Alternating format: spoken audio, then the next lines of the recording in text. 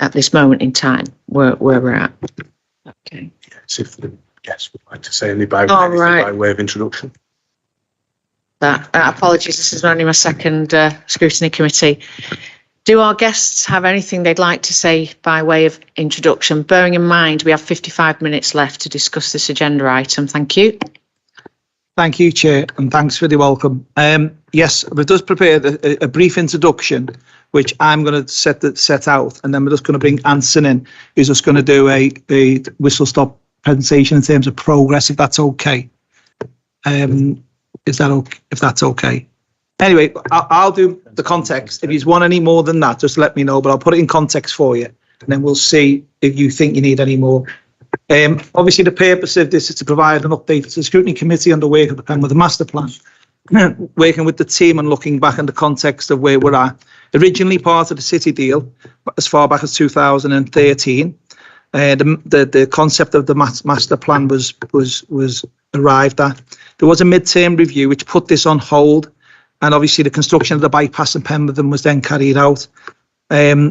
There didn't seem to be much progress then until the current administration, working with the local councillors in Penwortham, identified and resurrected the master plan. And they identified a budget for it, initially to go through the process of consultation, get designing a brief, and then at that point we put a tender out, which Hemingway Design won. I think the budget was about £50,000, and then what's happened since then is the work which Hemingway Design have done in terms of the consultations, etc., which you will see in the report. So, Chair, if you wanted, we could do a bit more from Hanson, but if you don't want, more than happy to just take questions. Thank you. Well, unless you've got something to add to the report that's been presented to us with all the detail in there, then we are short on time tonight. So if you've got something additional that you want to mention, I can give you 5 minutes.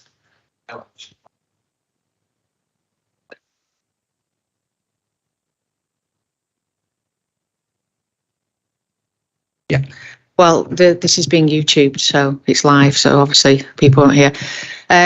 No, that won't be necessary. We've gone through the report, and we understand ourselves the contents therein, or most of it. Right. Well, thank you for that, Councillor Flannery. So we've got a list of questions, and we will go ahead with those straight away. Councillor Lou Jackson, question 1, please. Thank you.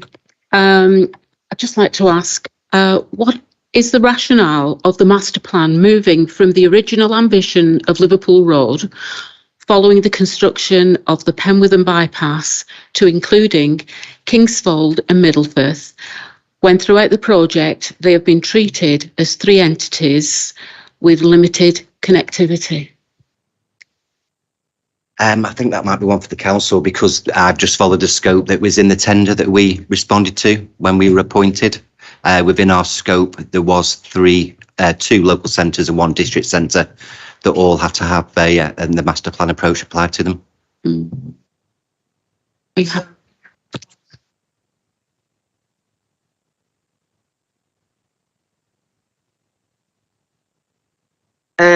we have a response from the council then, please, to the question?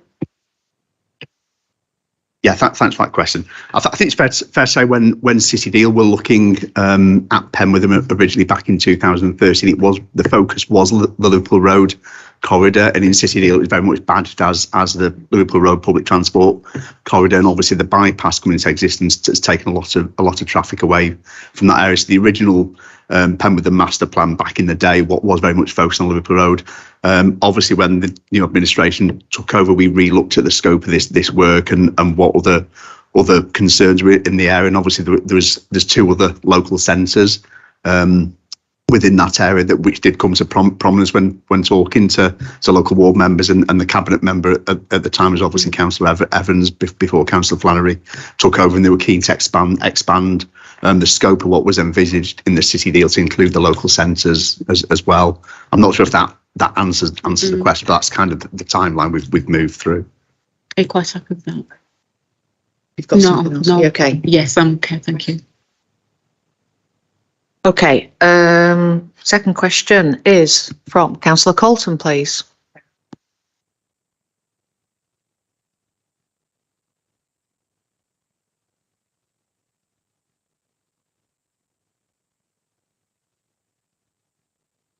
Sorry.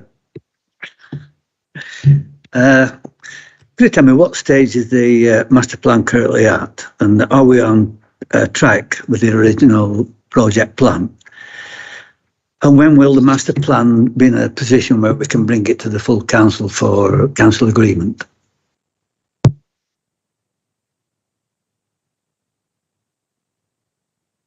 Yeah, thank you for that question, Councillor. Yes, the master plan that's before you this evening is pretty much the finished article. Officers are checking through the document at this moment in time. It's obviously based on the consultation that happened back in July and August this year, and responding to the comments we received then. The current time frame is it's aiming to get to cabinet in November for ratification, and obviously beyond that, obviously I think some of the questions may relate to the finance and the budget that's coming up, but obviously if there's financial issues, that would go to full council in the future as well. But the next stage after tonight, and obviously we can feed comments back tonight to the cabinet in November.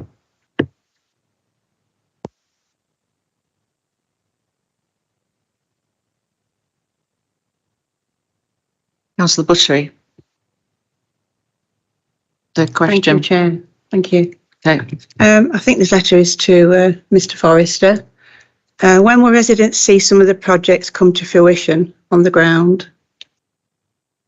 Thanks for the question. It's quite tricky to answer that one. It all depends on funding. At the moment, the designs are up to REBA stage 2. To achieve construction detail, you need to develop it to REBA stage 4. There's quite a lot of work involved with that. Additional surveys will be needed. For example, geotechnical, so are the footpaths, sub-bases appropriate for rebuilding on. We need to do more work on drainage. There's a lot more surveys, a lot more detailed design that needs to be done before it can be issued for construction. You then have to procure a contractor. There needs to be deals done with the landowners, and also funding has to be achieved. So in the programme which we've included within the master plan, we've set out the next steps, and if everything goes smoothly, then work on site is anticipated to start next year, 2024, the start of 2024. But that is just the programme within our master plan. Councillor Thelbourne. Sorry, it's quite a way off then, yeah, isn't it? Yeah. Okay, thank you. Councillor Thelbourne. Just for those who don't know, can you explain what REBA stages are? It's just for the wider council and wider people on YouTube. Brief. That's it. The detail of architectural and public realm proposals are split into REBA stages. So the Royal Institute of British Architects, REBA stage 2, which is what current master plan is at the moment, is concept design. REBA stage 3 is outline design, which is normally the same level of detail that you would see on a planning application. And then REBA stage 4 is technical design, and that'll have a full specification of materials, suppliers, build-ups, and basically everything that a contractor needs to build something.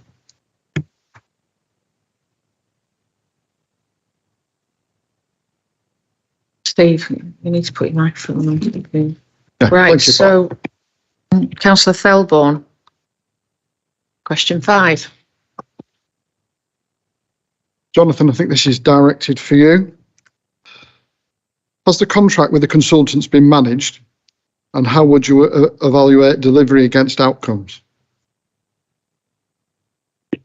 Yeah, thank you, Councillor. Yes, the contract's been managed all the way through. So obviously, Stephen Brown is with us tonight. Has been the project manager on a day-to-day, and obviously I've been the senior responsible officer for this project. Obviously, we've had continuous engagement with Hemingway Design and GL Hearn over that time, from obviously tendering process through to project initiation, and then throughout, and obviously regular briefings, meetings, email updates on where things are up to. I've got to say, from my perspective, I'm more than happy with the performance from Hemingway Design and GL Hearn on this project. That they brought a lot of vision, a lot of different ideas to the project. And in fact, when we went back to the tender stage, we had 5 bids overall, and what they were proposing was really different to the normal. Certainly there was a commitment to basically go door knocking every single business up and down the three centres. That really stood out to us in terms of what they could bring.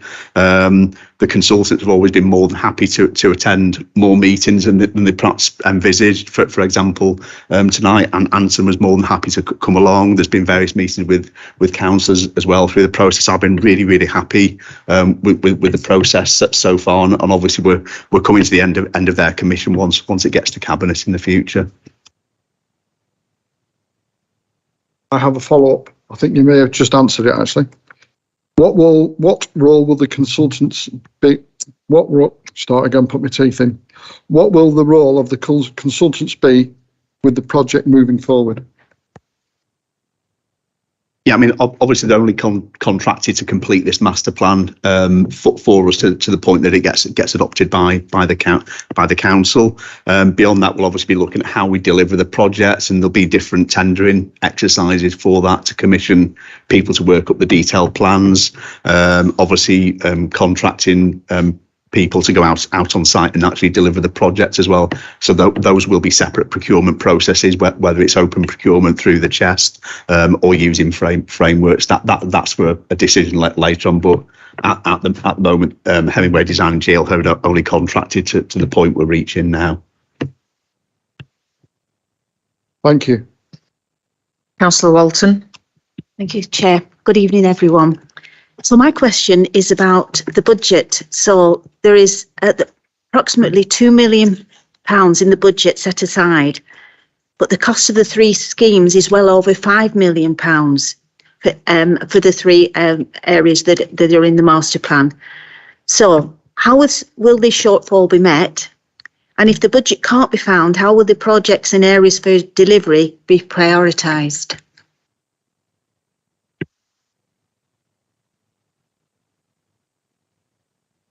In terms of the budget and how it is over budget in terms of the anticipated construction costs, it's very tricky to design to a budget when we're doing a lot of community engagement, because we cannot tell people, or we cannot determine which comments we get back we need to listen to or what we don't listen to.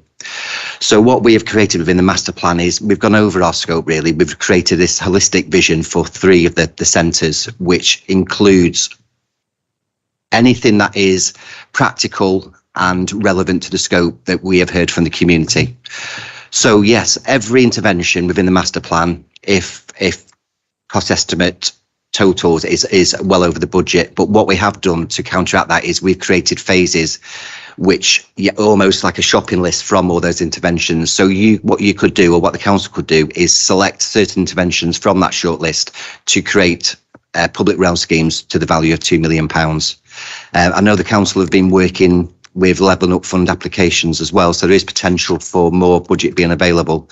But it's just, especially with REBA Stage 2 design as well, when it's concept design, where we are just applying really meter rates, there's no way of determining the exact cost at this stage as well. So two reasons really is we can't discount any consultation feedback, so therefore we have to include the whole of the community feedback within the master plan. And then two, we've also created a shopping list where there's interventions up to £2 million, and then also over as well. So if there is only £2 million available, who will prioritise what comes? Will there be a further consultation with the residents on what will be prioritised? I'll take that, please. Thanks, Karen. It's a really good question. I think what Anson's just described is when we went out for the consultation, what we didn't limit in terms of being ambitious, obviously for the three distinct areas. Probably looking at the way the timeline's gone, everything now is a bit, a lot more expensive than when you originally set out. But the process is the process. Anson, would you agree? You start out here, you always come back, you maybe value engineer, or you pick a number of priority areas or items or things in those areas. But I think it's the fact that we're going for additional funding, level up funding. We have identified a budget, but it will come back to cabinet and it'll come back to the council for finally for approval. So it could come back to council for extra funding for this up above the 2 million. Yeah, the reality is, yeah, they could, yeah.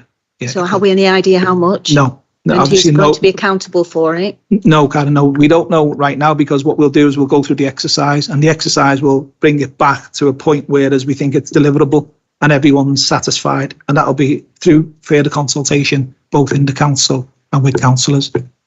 Jonathan, do you want to deliver anything? Jonathan? Yeah, just to add on to that, thanks, Chair.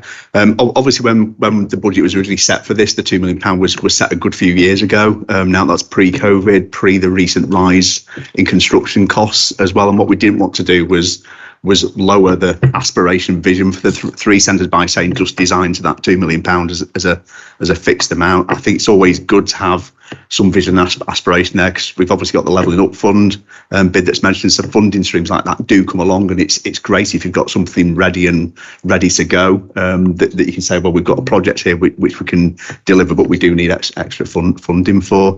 Obviously, we're coming up to budget setting cycles for the next financial year, etc., and that will obviously be going to the full council meetings over the next few months or so. So it's really good timing in terms of the council thinking about what decisions it wants to make on Penwortham. Do they want to stick to the 2 million and value engineering it, as Councillor Flannery says, or do they want to aspire to do more in the centres and deliver more?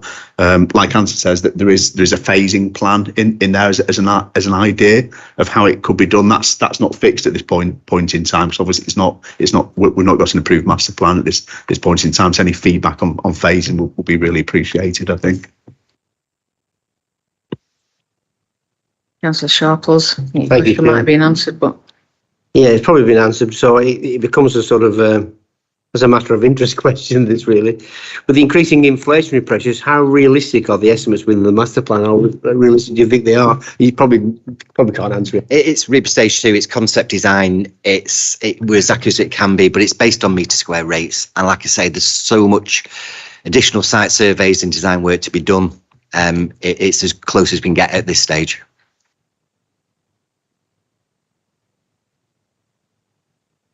okay. Councillor Thelborn.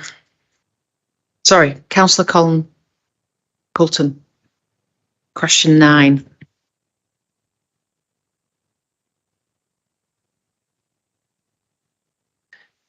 Considering that the population, I think, is around 28,000 in Penwortham, and so far we've consulted with about just short of 300.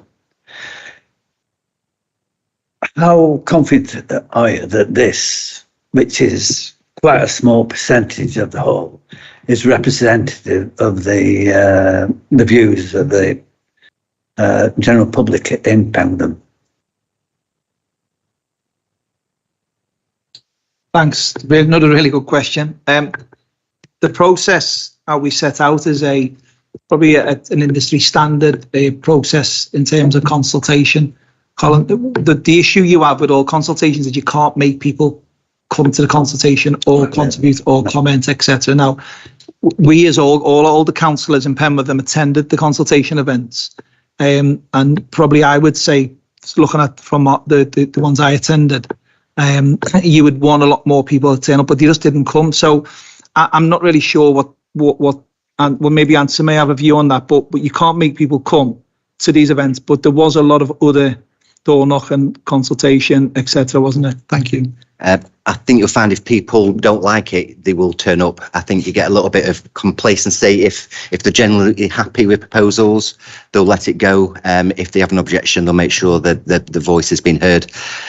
I can say the consultation, Wayne Hemingway did do interviews with the local media on the Radio Lancashire. It got on the news. It was very well publicised, and the website and all the invites. If people did want to object or give their thoughts, I think they had every opportunity to do so. Because so exactly how did it consult? Did you have public events or? So the consultation, it was split down into 2 stages. Stage 1 was just to find out the stakeholders and community's thoughts and aspirations for the 3 sites. And that was done in the form of letter drops, door to door with all the shop owners, drop-in events for the 2 local centres and 1 district centre, plus an online survey. So that was the first stage. That's just to get people's ideas for the 3 areas. Once we had some sketch designs prepared, we then did exactly the same process again and presented our sketch designs to the 3 community groups, plus the online survey. And then plus we did a separate presentation to all the shop owners as well, which is like a Q&A session where we stood up, presented the proposals, and we answered their queries. Councillor Thelbourne, question 10. Thank you, Chair. What is the split between residents and businesses with regard to the online survey and drop-ins? What were the results of the door-to-door with the businesses? In terms of the split on online, I don't have that information at hand. It is available. We can work it out because everybody was asked that question. The door-to-door, to be honest, not that productive really. We got a lot better feedback just by asking general users in the street. So we did it street canvassing, asking just the people their thoughts. That was very productive. The shop owners, it was good on the night when they did the presentation, but just going door to door and asking for their individual thoughts. We got some intel, and I'm not saying it's a waste of time, but it wasn't as productive as we hoped. But the actual final presentation, when we actually showed them what we're doing, that was a really good session, and they really did help then shape the final master plan.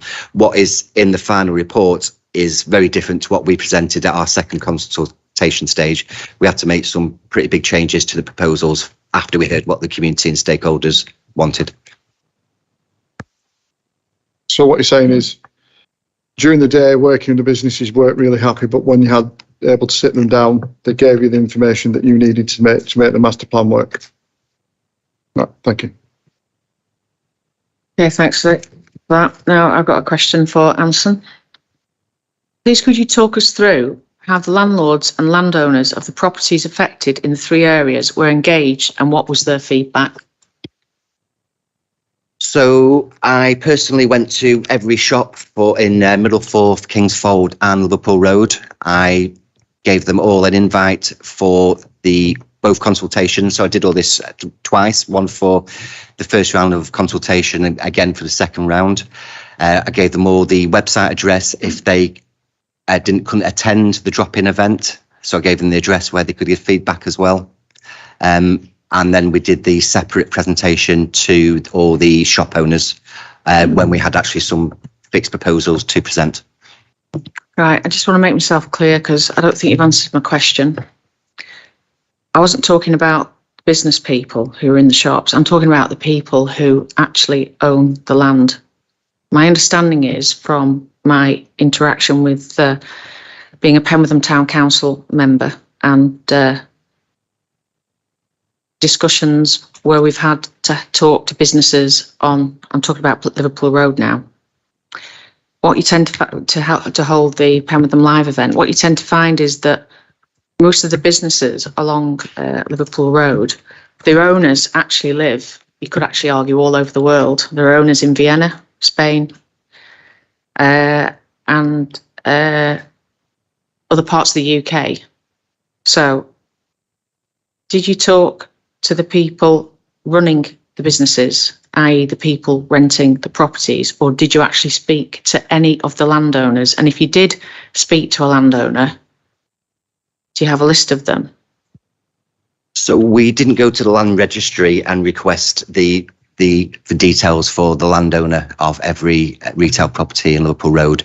We went through the people that are operating the stores at the moment. And we have the details of those people.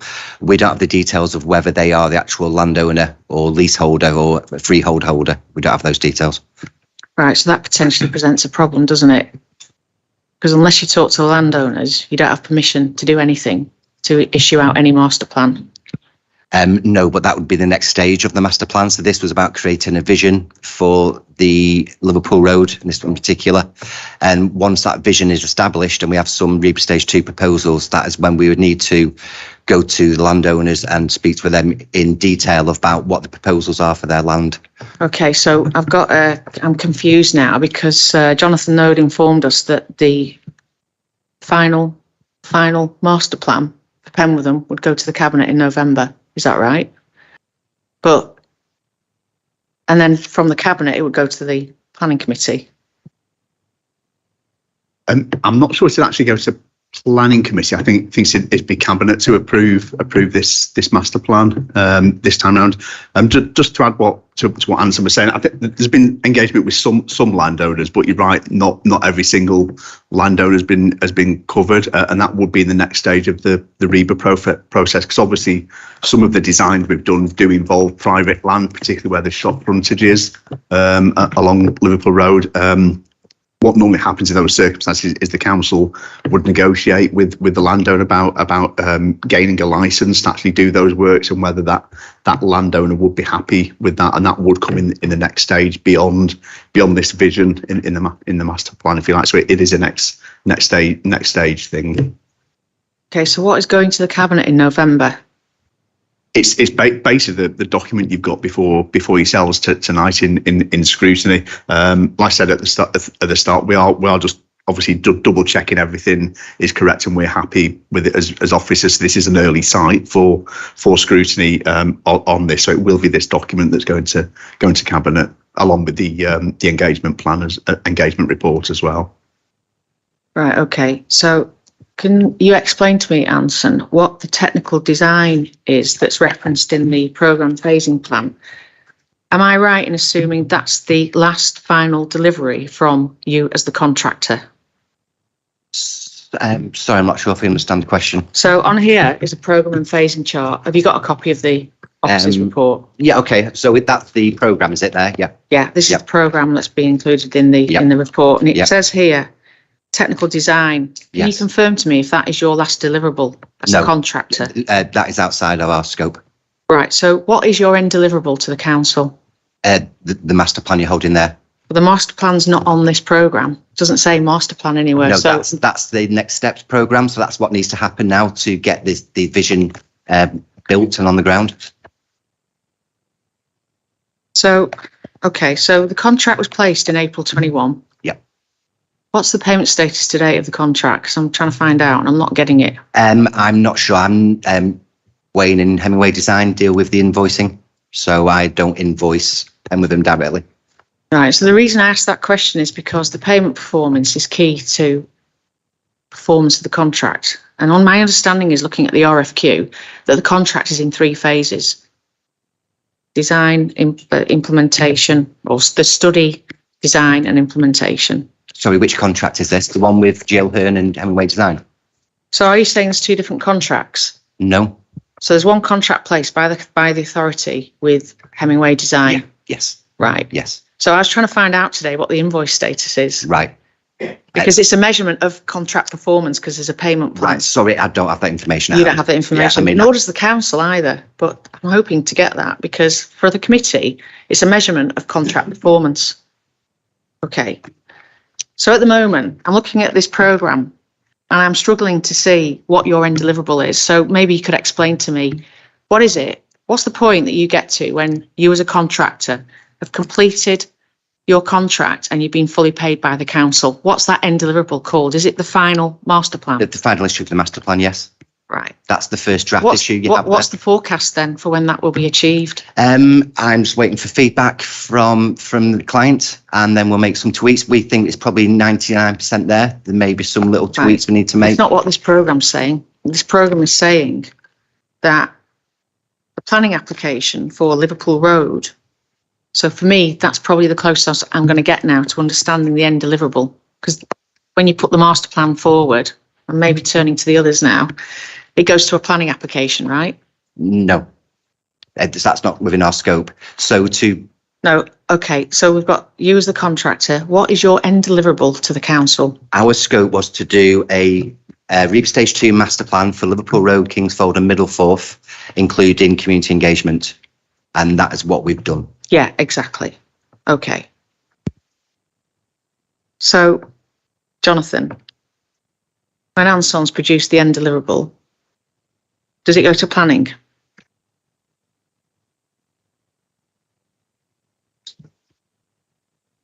Yeah, it's on that. I mean, normally a master plan will be approved by cabinet. Once you've got the detailed design worked up, or when you hit the next REBA stages, then you'd obviously get a planning application in to cover it all, and it's at that point it's a go to planning committee. Okay, so on Liverpool Road, Q3 2023 is when we have the planning application. Yeah. Yeah. And on Middleforth and Kingsfold, the planning application is February 2023. Yeah. So I'm not really sure what the significance was of the master plan going to cabinet in November this year. I mean, the master plan at this stage is about the vision for the three centres. Beyond that, you'd get into the technical details of that. I've got to say this is one, like I said earlier, this is one area that we are obviously looking at as officers as to whether that phasing plan reflects what the council is going to do moving forward. I mean, it's fair to say this is obviously the consultant's suggestion to the council. It's up to us now to consider if that's the right route forward or not. So I'll be honest with you. The problem I've got, as perhaps we are talking about the Penwortham Masterplan, but the feedback I've received is that a lot of residents are asking us where this master plan is and when it's going to be delivered. So the perception out there is it's going to happen before the end of this year, but that's not true. It's not going to happen before the end of this year. I suspect it won't even happen before the end of 2023. And in fact, if anything, these master plans, certainly Kingsfold and Middleforth, at this current programme, which is in quarters by year, which I don't see as a very transparent programme anyway, is going to be delivered in Q1 2024. And that's the programme that's been presented to us. So I've got deep concerns about the performance of the Penwortham Master Plan itself and how long it's actually going to take to deliver. The other big issue I've got is that there is evidence that the landowners, certainly on Liverpool Road District Centre, have not been consulted about having the front properties. I mean, you've got some final conclusions here, but there's no approval from the landowners to say you can go ahead and do that. That's right, isn't it, Anston? Yeah, that's correct. That's going to be one of the next steps. Right, just so everybody's clear then. Yeah, hang on, because I know there's a few people need. Just so everybody's clear, a major dependency is the landlords giving approval for the Penwortham Master Plan. And at the moment, it's not that you just said that we're not even at that stage where we've asked the landowners yet if they're okay with the Penwortham Master Plan and the implications on their land. We haven't spoken to every landowner. No. Okay. There is one landowner you spoke to and they refused to engage. And that was when we had one of the early consultations where there was a proposal of a market space by the Fleece pub. Green King? Yeah. Yeah, we've spoken to Green King. Yeah, and they said no. No. Yes, they did. That's the report we received. Okay, so what happened is we took the master plan process down one direction, which got approved by a former councillor, as I think it was Councillor Evans. And then when we looked at the viability of it, it was turning out that I don't think it was realistically deliverable, just in terms of the extent of third-party land that we'd have to propose on. We spoke to Green King at one point, and his initial comments were no, didn't allow it. He wanted to create a civic square within the car park next to the Fleece, and we wanted to replace his car park on another site, which is currently built on Liverpool Road. Initially, he didn't like that idea. We made some refinements and went back to him, and then they were quite on board. Problem was, creating the space for the relocation of the current Fleece car park was causing a lot of issues. So we just didn't think it was the right route to go down for the master plan if we wanted to create a master plan that was achievable. Okay, thanks for that. But the current master plan for the Liverpool Road District Centre, for Middlefirth and Kingsfold, I can be clear in saying that not all the landowners have been consulted and given their approval to the Penwortham Masterplan proposals that you've put forward. No, they haven't, no. Thanks for that. Councillor Flannery? Thanks, Chair. Yeah, thanks for your comments. I just think we need to make clear that what Hemingway Design will engage to do and to deliver will be done this year. That the master plan will be finished this year.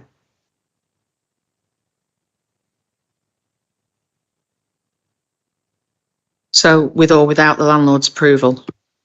So I think Anson confirmed that would be the next stage.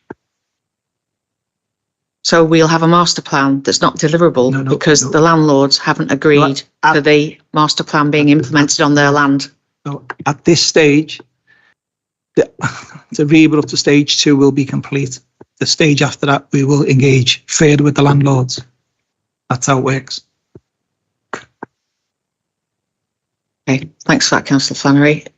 Councillor Sharples, and then I've got, Councillor Coulton first, then Councillor Sharples, then Councillor Green. Councillor Coulton. Thank you.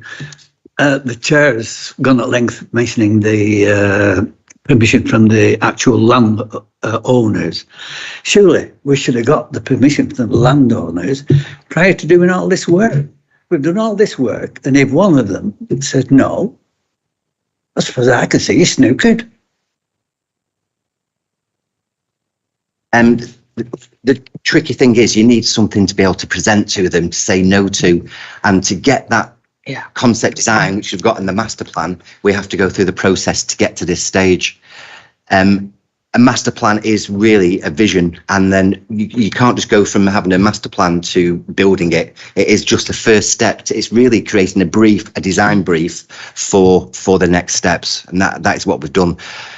And there's no way within the master plan process we could have the level amount of detail that a landowner would require to get in to say, or her to say, yes, that is fine. That is just not within the scope of a master plan. Extra work now needs to be done to be able to provide any landowner and answer all their questions that they will have. That's the next step now. But if one of the landowners said no way, what will you do? Well, we had that with a couple, and we've avoided that. If there are measures, the council, I don't want to speak on the council's behalf, but there are ways to build this out. It's all our proposals is within the current public realm. Even though it is on private ownership, there are easements and rights of access on the land at the moment. So it's not a massive change to how the street is currently it operates. And another point is everything we're doing on Liverpool Road is for the benefit of the shop owners and for the community. And we need this vision to be prepared to try and take them along on that journey with us and to persuade them. What if this master plan is implemented for house prices, shop prices, lease prices, all absolutely boom along Liverpool Road. And it will make it this exemplar street that will be not the envy of the Northwest, but of the country. It comes in absolutely perfect time. Post-COVID, post-online sales, and the time is absolutely perfect now for Liverpool Road to be really something special. Yeah, I'll try and be very quick. And I'd ask that Jonathan or James or Anson will correct me if I'm wrong. I think we're getting bogged down here. We're scrutinising the wrong thing. All we've got here is a master plan, and we're saying, is this feasible? It's a vision. And if it gets through, we say yes. All this other stuff we're talking about comes next. I mean, am I right? We're looking at a master plan, a vision, and if we haven't got this to begin with, there isn't a next. And we've just got to get past this stage and say, are we happy with this? And then the stuff you're talking about comes in the next phase. That's the way I read it. Is that right? Thanks, Chair. Yeah, in essence, Councillor, you're right. Councillor Fairbairn made a good point before. People won't understand what this process is. And whilst I understand what Councillor Colton's saying about speaking to them. Literally, you will get told to go away. And this is the process of going away and coming with an idea, with a concept, with a design. And that's how you engage. So I can understand why it's happening, but you're all right. This is the right process to do this. Cheers. Right, okay. Well, I'm not disputing that, but the contract for the for Hemingway Design was placed in April 21. We're now at October 22, and we're at stage 2 of the Penwortham Masterplan, and I don't believe the residents are aware of that. The residents are asking, when is it going to happen? When is it going to happen? When is it going to happen?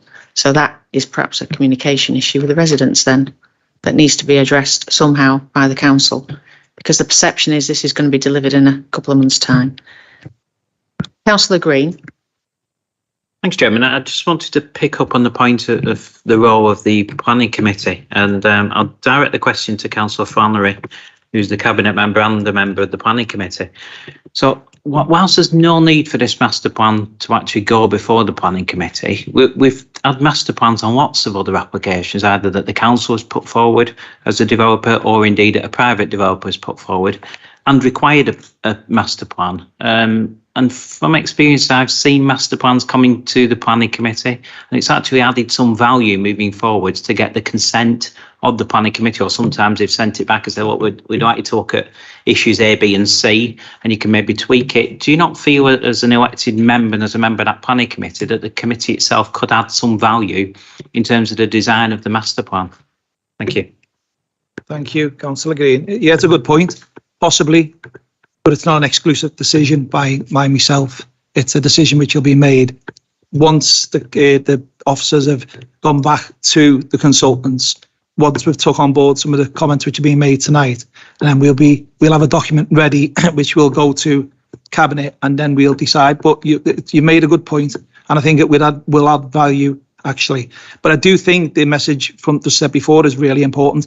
This is enhancing the 3 distinct areas of Penwortham. This is investment at a time when it's much needed. And I think any message, Councillor Green, about a master plan, a cohesive approach in challenging times, post-COVID, etc., will be a good thing. So we'll take them comments on board. Thanks. Councillor Campbell. Thank you, Chair. How have you engaged with Penwortham Town Council on the master plan, and what is their role in delivery? Spoke with Marie Curran quite a lot.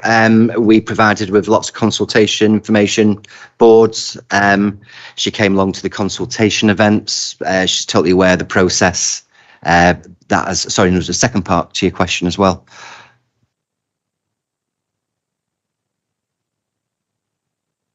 I can't answer that. That'll be what happens for the next steps. And will you be engaging with them going forward throughout the whole process of? Well, our scope is complete now, apart from some minor tweaks to the master plan. So yeah, I mean, if she gets in touch and wants to talk about it, I'll happily do that. But I'm not anticipating any formal consultation with them after this point. Thanks, Hanson. You just said your scope's complete. You mean the master plan's complete? We've issued the first draft, which fulfills all the deliverables within our scope. Yes. I'm sure Steve and Jonathan will come back with some comments on it, and we'll refine it. But in terms of what the scope was that we tendered for, that's 99.9% complete. Right. So, Councillor Flannery, you said that the master plan was at stage 2, and we haven't addressed stage 3 yet. So I'm really confused now. Where is this master plan? Sorry, Chair. I said REBA stage 2 in terms of the process of design. That's the process is at REBA stage 2.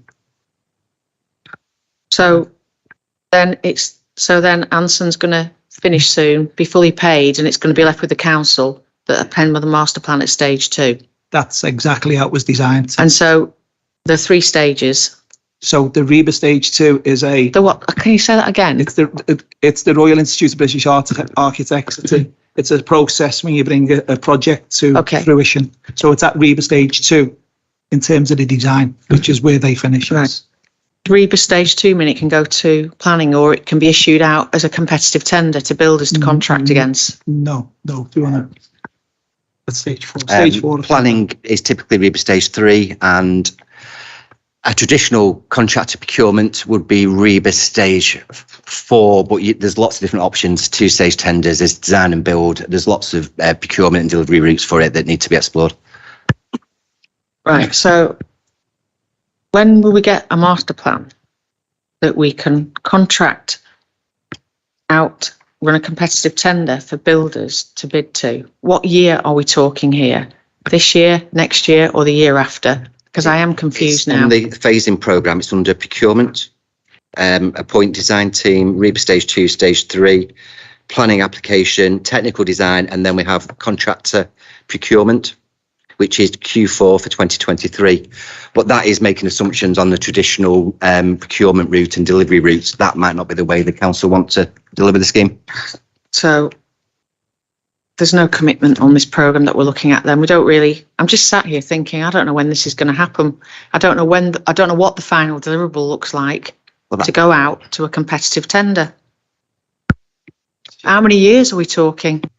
Thanks, Chair. I don't want to speculate, but I think Councillor Sharple's made the point before. The Scrutiny Committee tonight is looking at the design brief for Hemingway Design, which is the master plan, which is the Reba stage 2, which is where we're at now.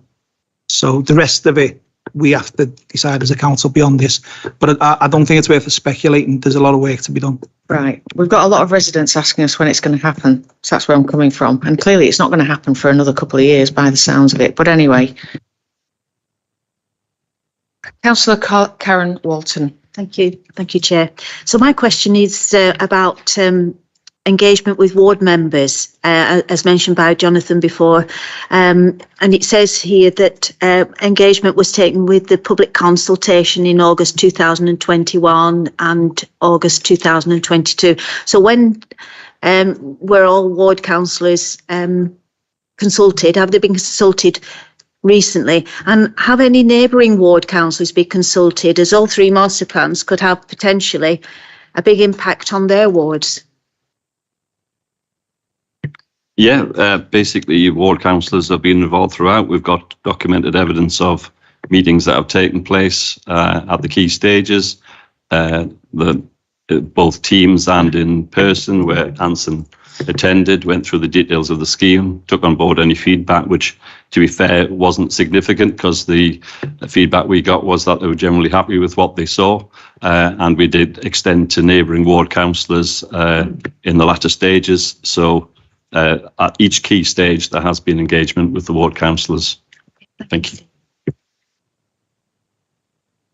Right, thank you for that. Councillor Green. Thanks, Chairman.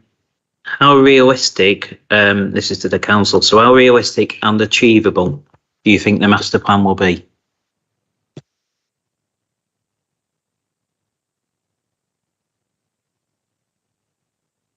Yeah, I'm going to bring Jonathan in now.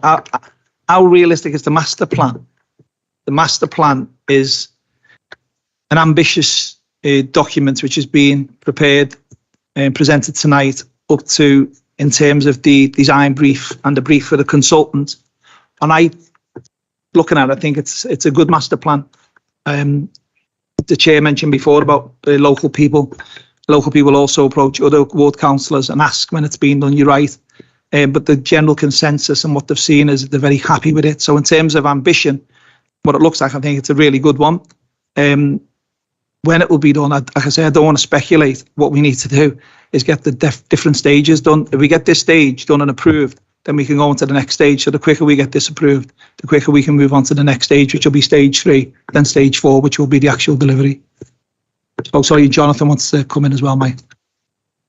Yeah, just to answer the question about deliverable and achievable, obviously Hemingway Design, GL Hearn, they've done umpteen of these kind of master plans across the country. I've worked on others elsewhere for other councils as well. So what we don't want to do is have something that isn't deliverable. So it's got to be realistic, and we feel that is realistic and deliverable in terms of what's before you tonight. Yes, we've got questions over funding, given what the potential cost is looking like. 5 million for the three areas. There's 2 million in the budget, so there are issues like that we need to deal with and look at. But in terms of deliverability and what the community wants, we feel it's a deliverable document. Councillor Green. Thanks, Chairman. On the basis of what I've read in here and what I've heard tonight, this is neither realistic nor is it achievable or deliverable. It just simply doesn't stack up. We've got a proposal which has seen mission creep, significant mission creep from a development which was on Liverpool Road, and that's crept into Kingsfold and Middlefirth. I'm not saying there's necessarily anything wrong with that. I applaud the ambition. But it's crept at the will of the local members from the area by the sounds of the response that we had earlier this evening.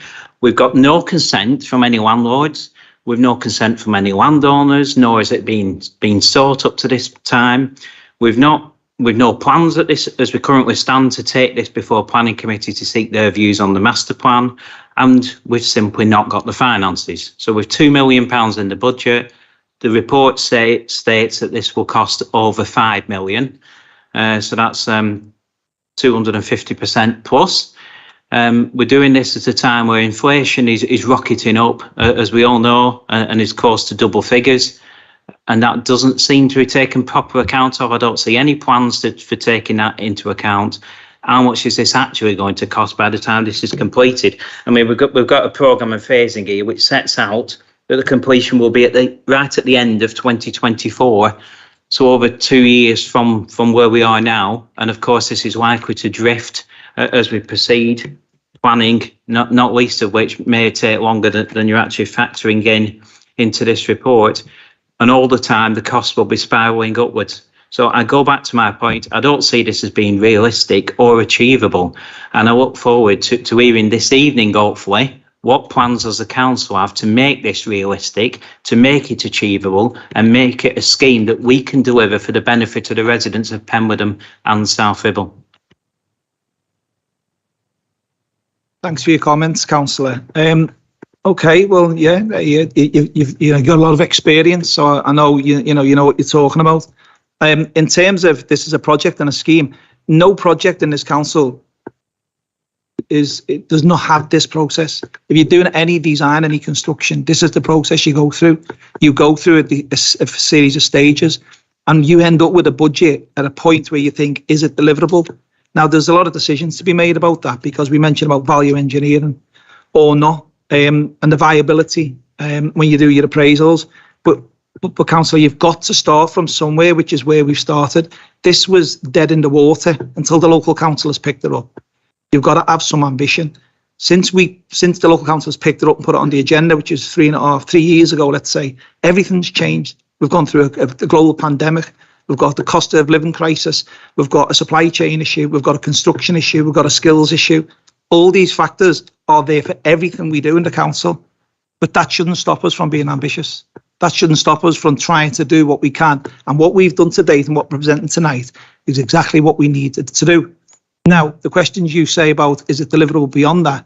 Well, we will have to take the information, and we'll take the external climate and the economic climate, and then we have to deal with it.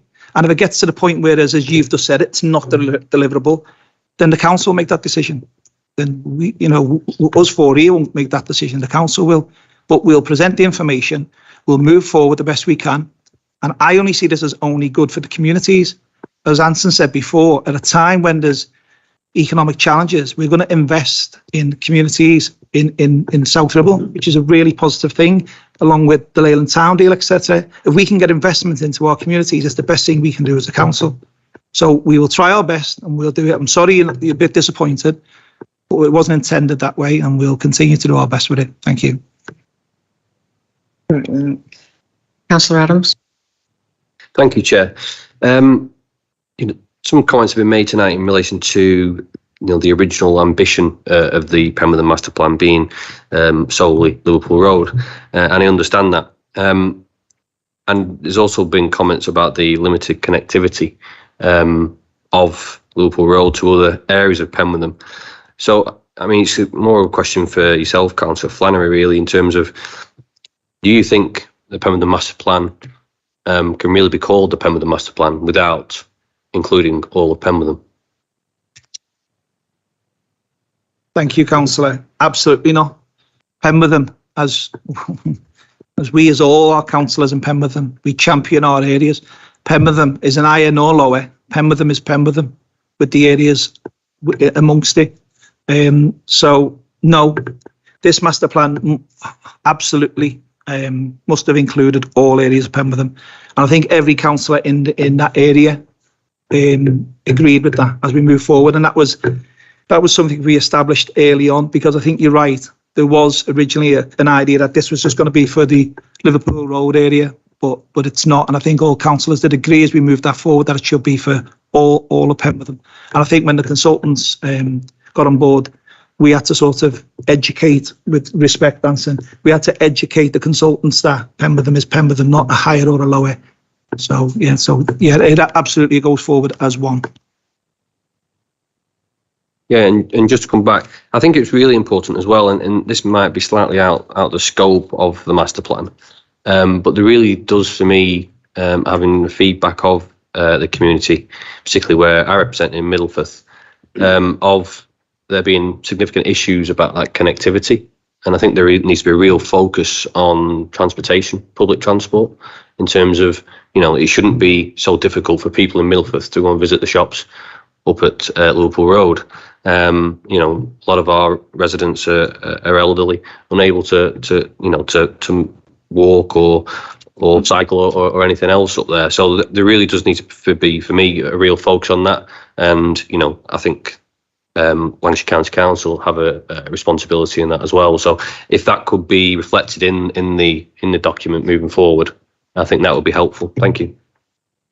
Thank you, councillor. I think Anson would like to respond to that. Thank you. No, that's a really good point. And when we did the Kingsfold consultation, it was raised to us that the connectivity in terms of public transport between Liverpool Road and Middleford wasn't the best. I'll need to check the master plan whether we've covered that, making recommendations to increase that. If not, I think we need to amend the master plan and include that, because it is an important point and it was raised to us. Councillor Thelbourne. Thank you, Chair.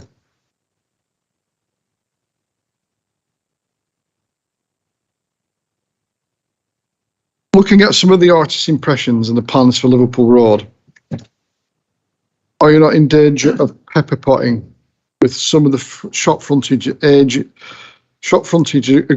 some of the shop frontage agreeing to development and others not doing so? I think that's referring to the landowners and landlords.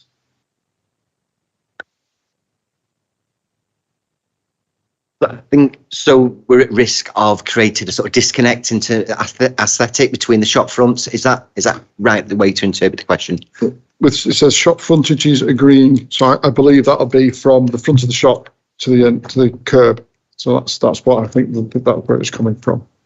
Yeah. So what the master plan proposes really is just the infrastructure to create. So it's all about widening the public realm, reducing the carriageway, reducing the dominance of the vehicle, and giving the back over to pedestrians and humans, creating the human scale, and creating a space for people to interact, and also creating a space for the shop owners to actually just spread out onto the street. People want animation. They don't want to go to a high street nowadays to buy something and go home. They expect a little bit more. If they want to buy something, they go on Amazon and it's delivered later the next day. They go to a town centre or a local centre, a district centre for an experience. They go to have a drink, something to eat, to meet somebody, or to see some variety. And what the master plan does is create that infrastructure, but it doesn't prescribe to every shop owner what they need to do. It just creates almost a form of the canvas, and then it will be up to the shop owners to start then putting tables and chairs out there, start displaying the goods, start putting hanging baskets up there. We're not going as well. Maybe a next step is to create some kind of SPD supplementary planning document which dictates that all shop fronts need to be under a certain design criteria. Everything needs to be a certain font from a colour palette. We haven't gone that far. That's maybe next step. All we've done is create the infrastructure to allow the community and the shop owners just to make the most of the street. Does that answer your question? That answers my question. I have a very, very quick follow-up. I know you want to design down the car. Yeah. That's fine. Yeah. We know of 6 schools in the area. So if you're designing down the car, the predominant privilege is to deliver the child by car. Will that cause future problems? I don't think it'll be any worse than what it is now. Around every school, you get congestion at drop-off and pick-up times. If you design carriageways that could handle that capacity of vehicle that you have at school drop-off, you'd basically have motorways around every town. It's unfortunately just something you have to put up with. I live opposite Hutton Grammar School. I get it myself at key times, and I'm sure that people of Penwortham do, and Liverpool Road do as well. It's something you've got to put up with. But what we are doing within the master plan is encouraging sustainable transport routes. So we're encouraging walking, we're encouraging cycling, we're encouraging public transport. So if all those initiatives go well, then vehicle use will be reduced. Right. Thank you.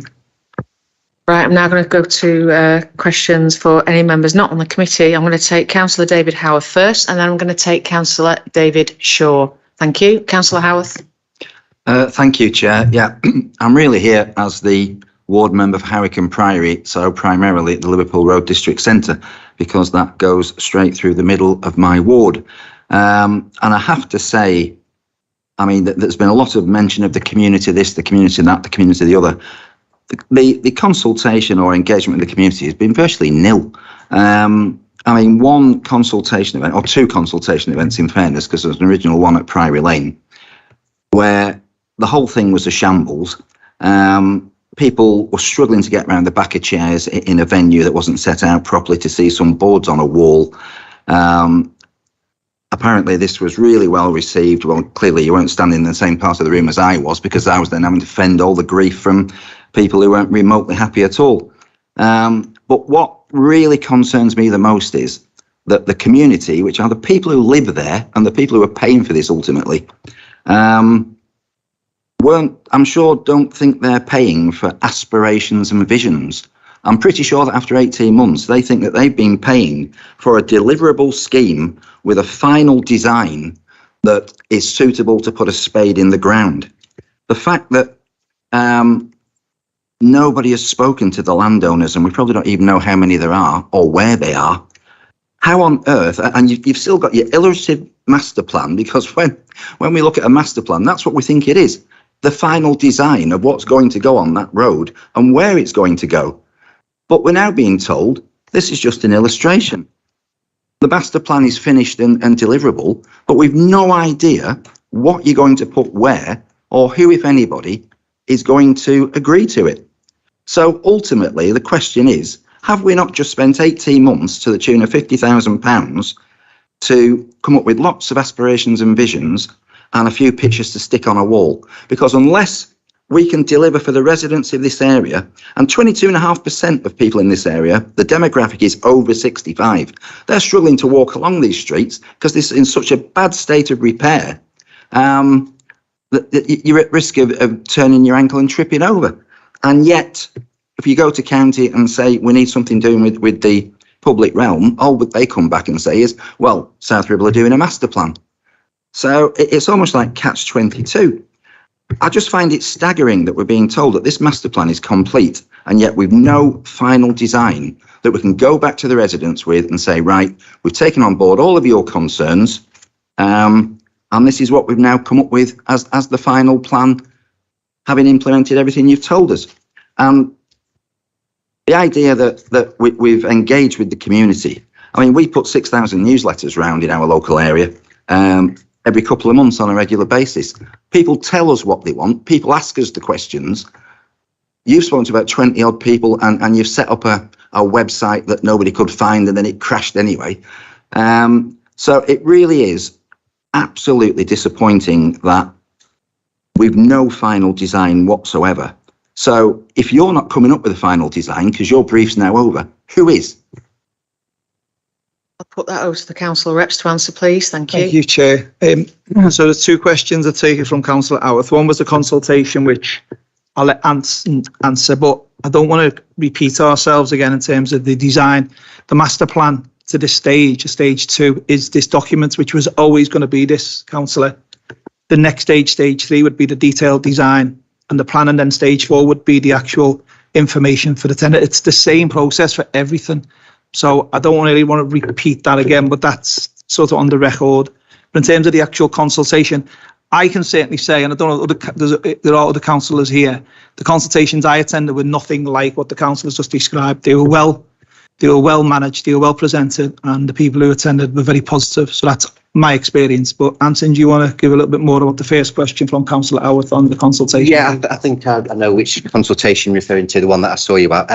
What happened is, I mean, it was extremely popular and very busy, and we made a mistake of not locking the doors until it started at 6 o'clock. And basically at 5:30, people started coming in, and a lot of people came in while we're still setting up. And we probably made a mistake of, rather than saying to people, just to hang back while we set up, we started communicating to people, and then more people came in. And yes, so we were still setting up as we were speaking to people. But my main takeaway from that consultation was actually how passionate and excited the community were about that. When they actually saw, so that was the first time that they'd seen some of the actual visualizations, the designs that we had put forward. The amount of positive feedback we got back was absolutely fantastic, and just people were very excited and just really, really passionate. Thank you for that. Councillor Howarth, I'll allow you to come back, but we are running out of time now. Right, okay, thank you. Just for one final question then, because as I say, we are the local councillors. We are in touch with all our residents on a regular basis, all the time. They communicate with us. They tell us what their issues are. I wrote an email to Jonathan Node. I've not got the date with me. Listing all the concerns that we picked up from residents writing to us, contacting us, all the noise on Facebook, all the debates on Facebook, listing out all the problems and the concerns. The reply I got was, I've passed it to Stephen Brown. The reply I got from Stephen Brown was, I'm going to speak to Anson. I'm still waiting for an answer.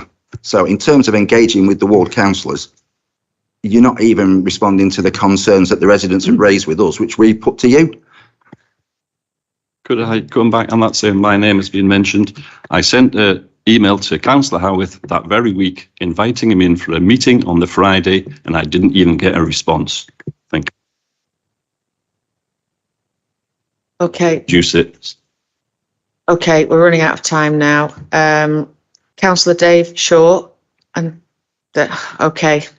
I'll take Councillor Dave Shaw. Unfortunately, Councillor Smith, I'll take you, but it has to be quite, we're running out of time. Okay, so I'll take Councillor Dave Shaw first.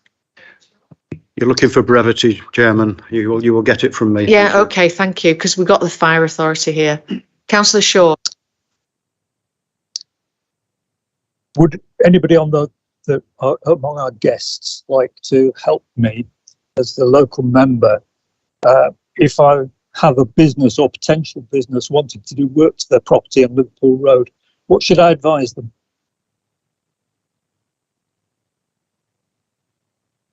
Councillor Shaw, can you just repeat that, please? Because we did have difficulty with the sound here, or if you can move nearer.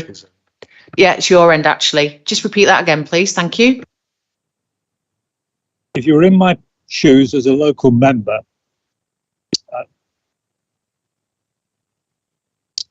what would you advise a business or potential business of Liverpool Road wanting to do some work to improve their property? Can I ask the Jonathan Node to answer that question, please? Sorry, Anson. Yeah, thank you, Chair. I think with any business, if they're concerned or if they're looking at purchasing a property on Liverpool Road, please come and talk to us, either myself or Stephen. More than happy to engage with any business along that area and talk to them if they've got concerns about the master plan moving forward. Councillor Shaw, do you want to come back? No, thanks. No. Councillor Smith. Yeah, thank you, Chairman.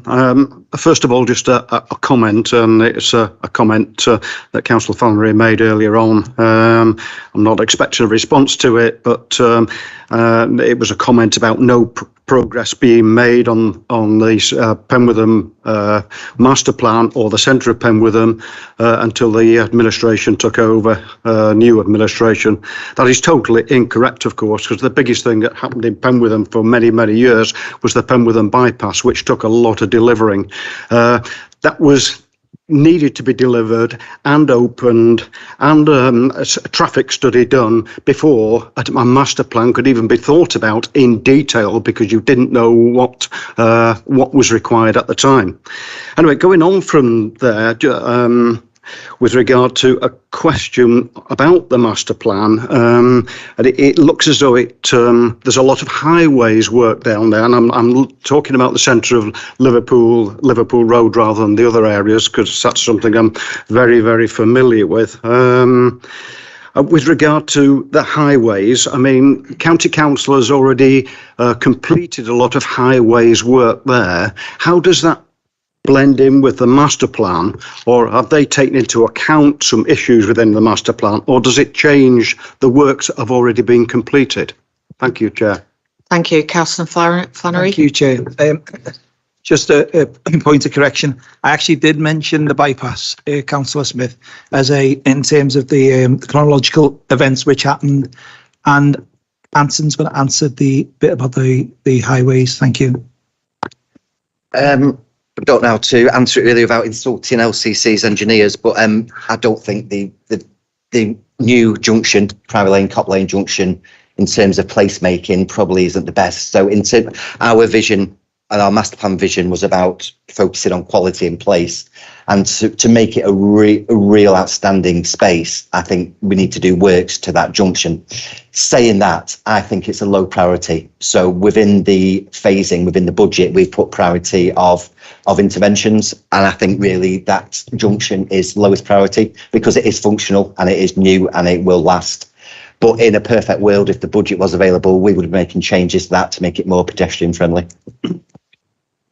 Just come back once, please, Councillor Smith. Yeah, just one very quick question then, with regard to the pavements and footpaths. And we know that delivering on master plans and delivering on town centres is hugely complex, with lots and lots of owners of various different things. Most of them seem to be pension companies in London that own some of the properties, and really, really difficult to dig out.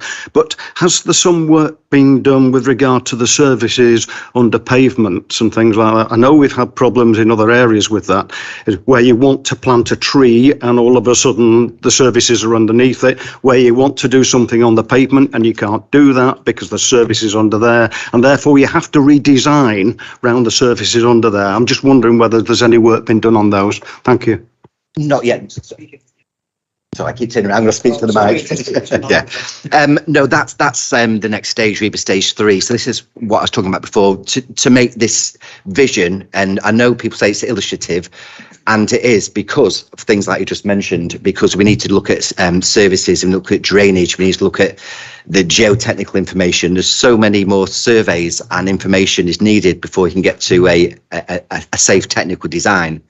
That yes, things like that may come up, but that's REBA stage 3 and REBA stage 4, and not within the scope of the master plan. Right, thank you. I did so. I've got 1,000 other questions, but I did say we'll be brief, Chairman. Thank you. Smith, yeah, okay, thank you for that. Any members of the public want to ask any questions? No, okay, they've heard enough. Formulate any recommendations, please. Thank you.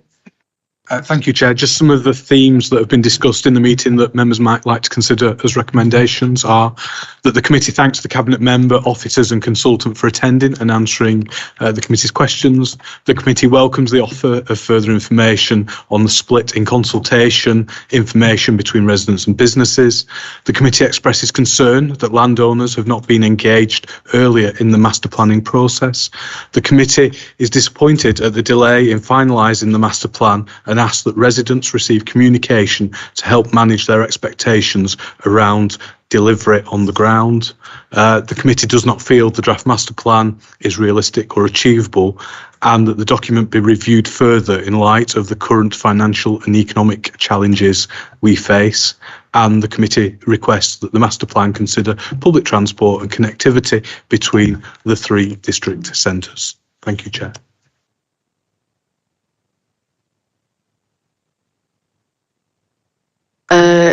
do we have agreement with the committee on those recommendations? Yes, Chair.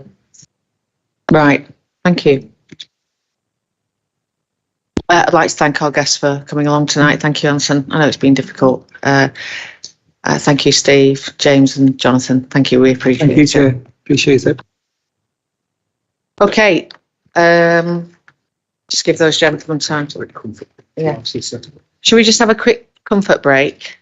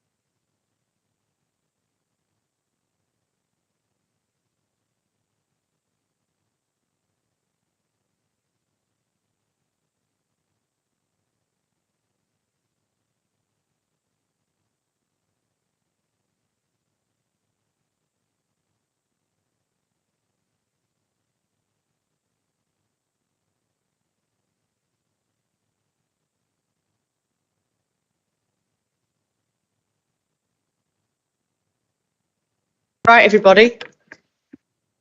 First of all, I'd like to profusely apologise to the senior fire officers we have here for the delay. But we are extremely grateful that you've made time to come down here tonight and talk to us and to provide us with a brief of Lancashire Fire and Rescue Service emergency cover review consultation. It's very much appreciated. So I'd like to now invite you to go ahead with your presentation, and I think we'll be asking some questions for clarification and just checking on what the status is following your presentation. So can I call you Tony? Yeah, thank you, Tony. I'd like you to start. Thank you. Thank you, Chair. Elected members, thanks for inviting us. First of all, really pleased to be here so we can go through the emergency cover review. So a bit of background, I'm Area Manager Tony Crook. I've been with the Fire Service for over 30 years, always in Lancashire.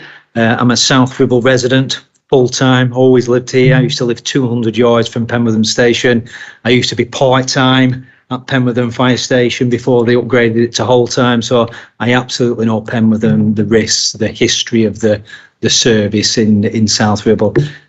Chris is a station manager who works for me, works in corporate planning and intelligence. So Chris is along today because he's done the station profile. So I'm going to call him Mr. Data. So he'll walk through the data today. So I've got an abridged version. You should have a presentation that's up on the screen and in your packs. And there's also a PDF document on Penwortham station profile. So at that point, when we come to it in the presentation, we'll jump to the Penwortham station profile and Chris will just talk through your data. And really, that's really important because we've absolutely used data to actually decide the proposals that are in the emergency cover review. And I really do emphasise that, and I'll probably keep doing that throughout this brief presentation, that these are proposals. So we value your feedback. So far in the consultation that's been running for nearly 12 weeks, it closes on the 14th of October.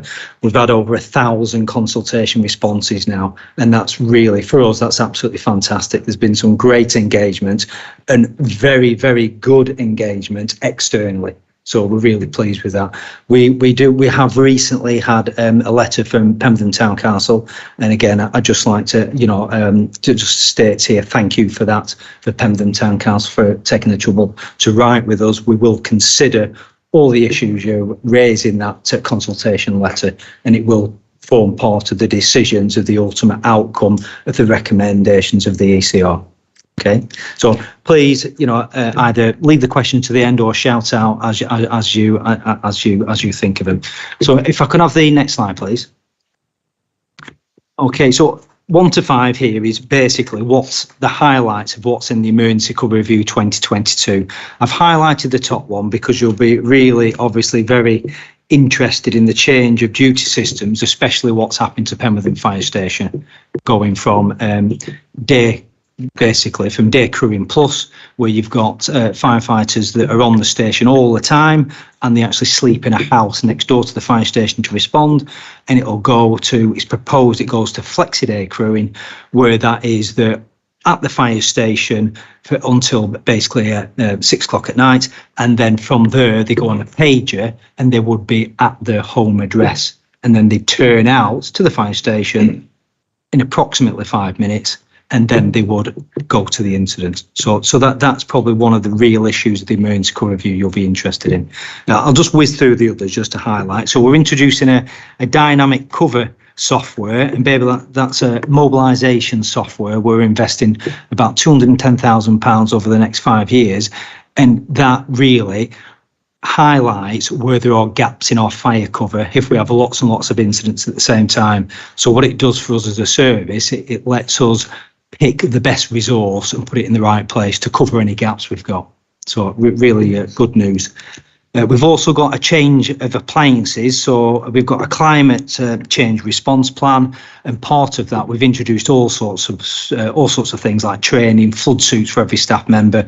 But what we're going towards now, we're proposing that we actually, some of our fire engines, we swap out. There'll still be fire engines, but we swap out so they can actually be all wheel drive, so the 4x4 type. They can go off road, and they can also go in floodwater.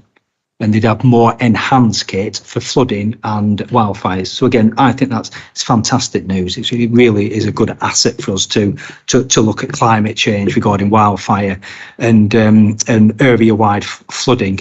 We're also going to reintroduce flood water incident managers. So I used to be one of these, and basically if you get an area-wide flooding, so you get flooding across a district, then you need a TAC advisor who's very knowledgeable in flood incident management to manage the assets to deploy to that incident. So we kind of lost them in the service because people moved on within the roles. So we're going to reintroduce them. So we've just trained up 2.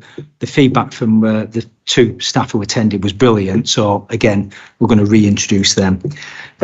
Following the tragic Grenfell fire and the review and the outcomes, rescues for high rise obviously is absolutely on the agenda, and quite rightly so. So we've actually bought it already, but it's in the recommendation. So we've bought a 45-metre area ladder platform, which is a fantastic tool for rescuing at height and obviously firefighting at high-rise buildings. So it's intended to put that at Preston, because that's where most of the high-rise stock is, and the plan, you can see it, there's high-rises going up at the moment in Preston, and that will probably continue. But also, Preston's a real central point, so you could actually deploy that very good asset out and about around the county. Within that, we're also buying in 2 water towers. So we've got 2 in. You may have seen them in some of the press. The commercial names are called stingers or scorpions. So and what they do, they can deliver a very large amount of water in any one go. So really good at fighting commercial fires and putting lots and lots of water on. So we're going to increase from 2, and we're going to go up to 4 within our stock. And also on call, so part-time firefighters, retained firefighters. When I used to do it, I used to be called. So on-call firefighters, they are just like a whole-time firefighter. They're trained to the same standard. They do the same, they do the job of a firefighter, but there's some areas of capability that we don't train them in. So we're suggesting a couple of areas we might want to invest in the on-call is driving the area ladder platforms, because sometimes we struggle getting those appliances to the incident ground. And another one is operating the water towers. So we've currently just trialled that at Skemersdale Fire Station, where the on-call staff have undertaken training, and it makes sure that that water tower is always on the run when the whole times are either undertaking training or they're deployed to another fire station. So there's some really good news, really good news in this emergency cover review, and some good news. If you could just flip to the next slide, please. So it's quite a busy slide. There's a map of the county, and all the fire stations and the various duty systems are on there. So I'll just whiz through them. So the little purple triangle are whole-time 224. So that's whole-time firefighters who are based at the fire station on shifts, and they do 2 days, 2 nights, and have 4 off. Then you've got a proposed system, the red triangles, of a flexi whole-time system, where you'd have a group of staff who manage their availability flexibly, but there always will be whole-time firefighters at that station. You've got the star, that is the day crewing plus, as we mentioned before. So Penwortham currently is a day crewing plus station where you've got whole-time firefighters there until 6 o'clock. And then they're in a firehouse next door to the fire engine, but they're immediately available to go to fires.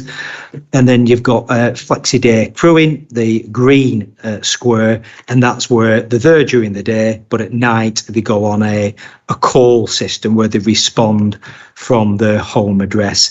And then you've got a little yellow circle, and they're on call. So they're purely an on-call, either station or fire engine, where they're on a pager and they respond from their own address. There's a couple more little bits on it. One, a large all-wheel drive fire engine, and a small all-wheel drive fire engine. That's just showing where the proposed new appliances may go. If you look at Penwortham, if we're just focusing on that, you'll see that currently it should be, or is, a blue star, but that is proposed to change to a green square, a flexi day crewed station. Okay. There's a list of bullet points down the left-hand side that we've kind of discussed, but the last two bold bullet points, just to emphasise, we're still maintaining the emergency cover review. 58 fire engines, that's what we've got now, so we're not removing any. We're just going to propose is to change some over to climate change vehicles, and currently it's an investment of £200,000 per annum because we're actually increasing staff members. Okay, so that's kind of a quick summary. If you just whiz to the next slide, please. There's a bigger map then, so you can see it a bit better.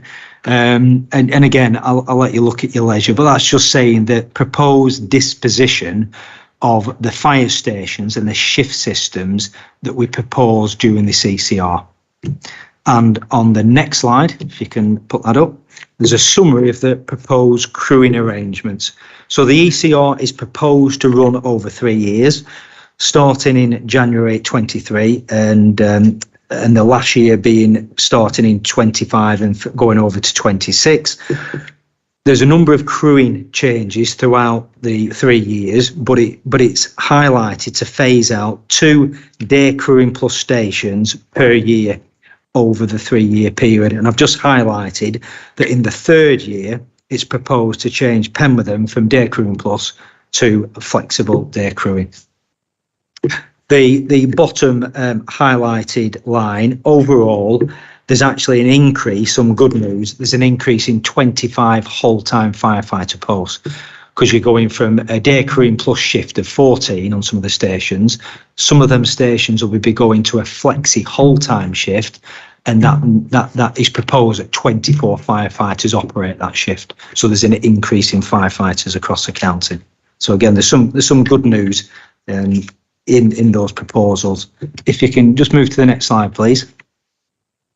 So the data we've used, we really have used this on this ECR on data, and it's not just our own internal data. So we've employed a company called Process Evolution that are the lead company who look at fire data and actually give you mapping regarding fire cover. So we've employed a third-party company called Process Evolution, and we've paid them to crunch our figures. So what we've done, we've given incident data, geographic location, staffing, availability of fire engines over a 3 year period. We said, give us a number of scenarios to base our decision making on. And they probably give us 12 different scenarios at first. And it ranged from basically shutting fire stations and removing fire engines right down to the proposal you'll see before you today. And this is the least worst option we propose is suitable, basically within the same budget. It costs £200,000 more a year, but it's basically chopping up the money, you know, the budget of service delivery to distribute differently, but more efficiently. So it's using basically the same budget, but in a different way. It's looking at critical fire response as a priority, and it really does look at the geographic location of each station profile to ensure we're still maintaining fire cover. But the impact there on the 1, 2, 3, 4, I think is about the 5th bullet point down, the overall impact of the emergency cover review is it's a 0.1% overall county reduction in emergency response standards.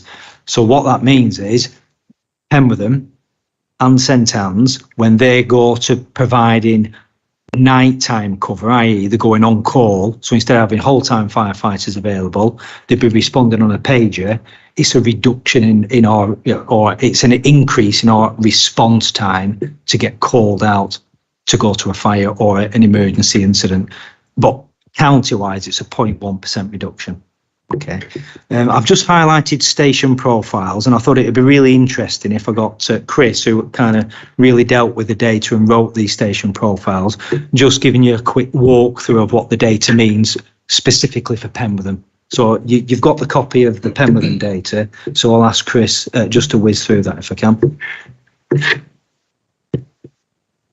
Thank you, Tony. Thank you. As Tony will cover on one of the next slides, We have 11 stations that are currently on Day Career Plus, and Tony will go into a little more detail around the rationale behind why we had to specifically look at Day Career Plus stations and look at alternative duty systems to potentially replace that. So we produced 11 of these station profiles, one for each of the Day Career Plus, to help support our decision making into which stations had the potential to change and therefore go through this emergency cover review proposal and consultation period. Just to provide my aim is just to quickly run through this profile and hopefully explain in as basic detail as I can each of the distinct elements of these station profiles.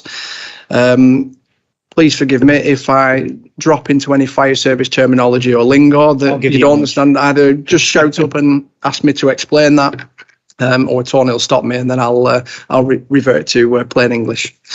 One of the key things on this first page is about looking at the risk. Okay, and one of the main aspects of determining our sort of response standards is the level of risk within communities, within districts across the county. And based on that risk, that is what dictates how fast we need to get fire appliances into certain areas, so into certain wards, into certain districts, into certain towns. Now, the risk is split up into 4 different levels. As you can see on the first page, we've got very high, medium and low. And based on the risk within each ward, that dictates the amount of time that we need to get our first fire appliance into that area. As you can see, for a very high super output area, we need to get a fire appliance, our first fire appliance, into those areas within 6 minutes. For high super output areas, so where there's high risk and super output area, that's 8 minutes. For medium, it's 10, and for low, it's 12. And as you can see at the bottom of page 1, we have a graphic there that shows the super output areas in Penwortham's nominal station area, and the highest level of risk is the high, which means that we need to get a fire appliance into that yellow area that you may just be able to see at the top of the map, just right at the top end. There is a very small ward that's got a high amount of risk. Okay, Chris, and if I can just explain, these aren't national standards, these are Lancashire County standards. So we've had feedback from the HMI, Her Majesty's Inspectorate, from Process Evolution who run the data. These are incredibly high standards of response balanced against national response. Lots of fire services just have a 10-minute response standard across the board, so they don't break it down into very high risk response standards. So we're very lucky in Lancashire, we've got incredibly good response standards. Thank you. Thanks, Tony. So as we can see, in Penwortham, the highest level of risk is high, therefore we need to get a fire appliance into that particular area within 8 minutes, a first fire appliance within 8 minutes. Okay. So moving on to page 2, we then took a look at the activity, so the incident activity, and what we did is we broke this down into 2 different analyses of activity. One was the activity of the actual fire appliance, so that's the total number of mobilisations that Penwortham's fire appliance was mobilised each year over the 3-year period that we analysed the data. Now, included in these mobilisations, in these turnouts, are occasions whereby Penwortham's fire appliance has gone out of Penwortham's area and either into neighbouring areas such as Preston, Bamber Bridge, Tarleton perhaps, or in fact has gone out of their area and further afield to support larger multi-pump incidents. Okay. So just to balance that, we also then looked at the activity that was within Penwortham's specific area. So how many incidents have occurred in Penwortham's area over the last 3 years, and taken an average to show the actual activity level in that area. Now, the activity within Penwortham's area was primarily a sort of covered by Penwortham's fire appliance, but obviously the times where they go out of Penwortham station area, that has to be covered by another fire appliance, whether that's Bamber Bridge coming in or perhaps Tarleton or one of the other neighbouring stations. As you can see from the data, the total over the 3-year period that we used, so we used a period of 2018-19 through to 2020 and 2021, and the total mobilisations of Penwortham's fire appliance was 2,256, which averaged out at 752 turnouts per year. So that's mobilisations that the appliance has gone to.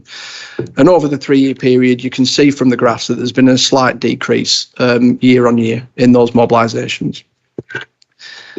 The incident activity within Penwortham station area is understandably a little bit less, because that's just in one area and not what's being supported in neighbouring areas or further afield, with a total of 1,381 incidents that occurred within Penwortham's nominal station area, averaging 460 per year.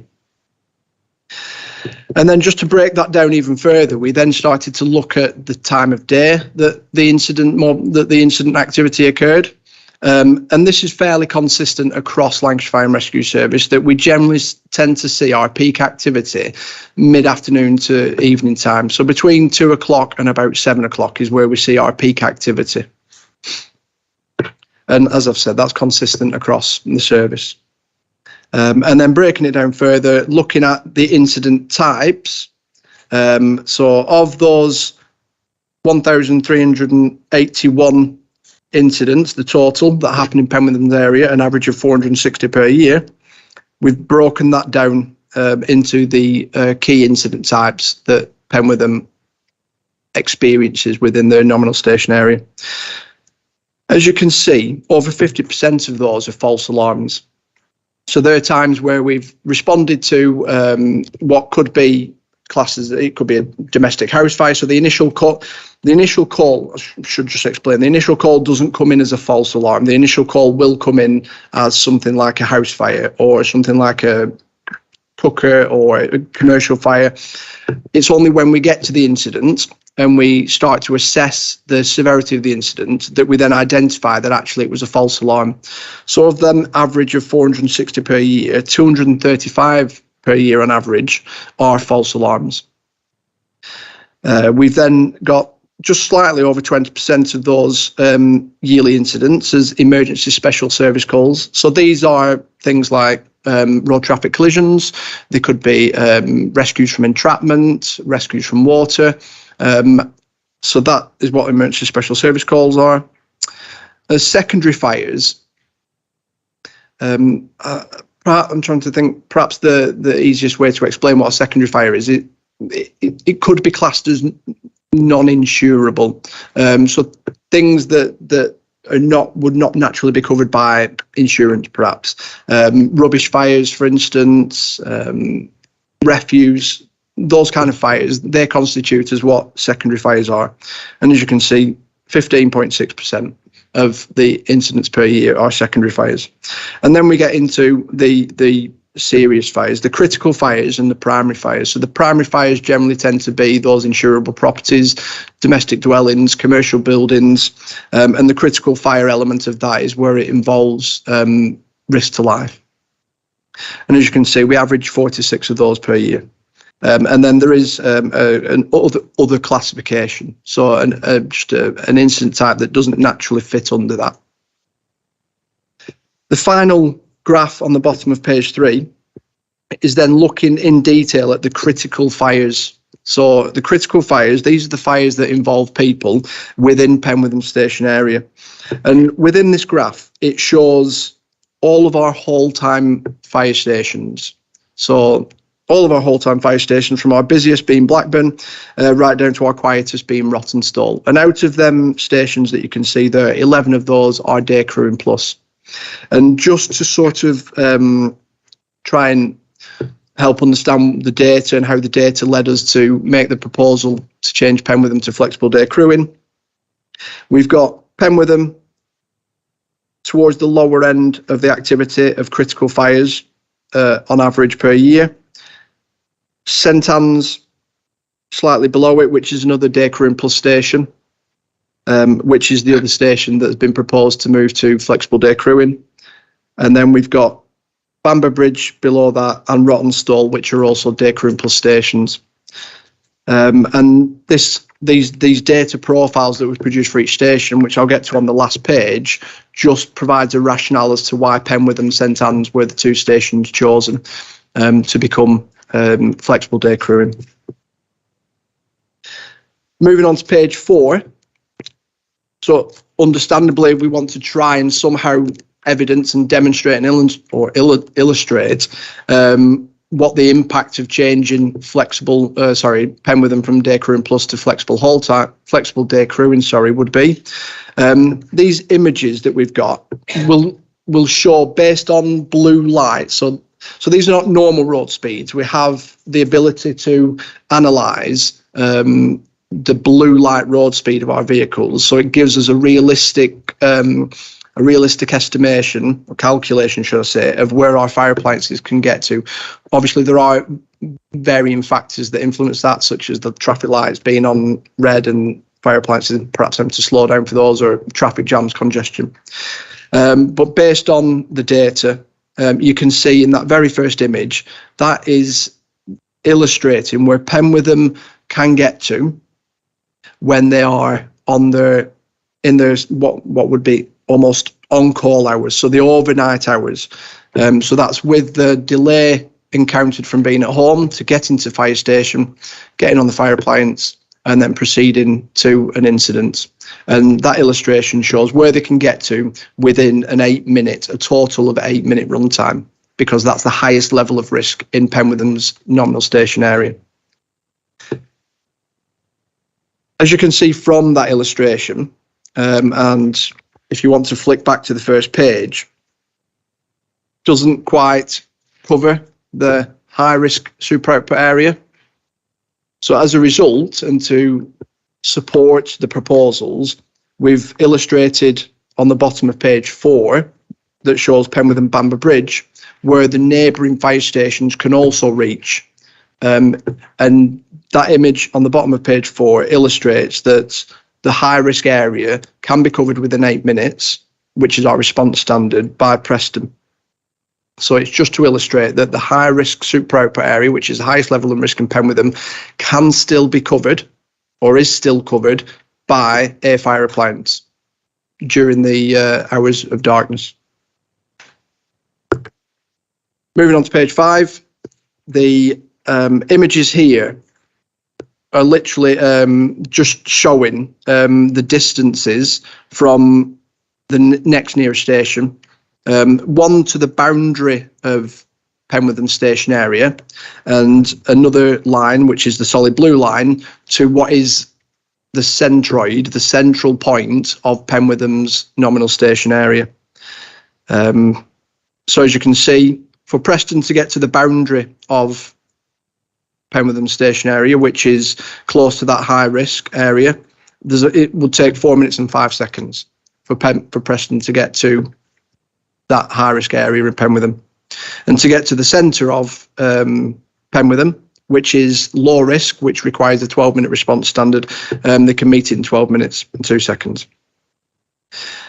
The second image on page 5 is now looking at Bamber Bridge and showing how close Bamber Bridge are and their run time, so the distances and the length of time it takes for them to get into Penwortham station area.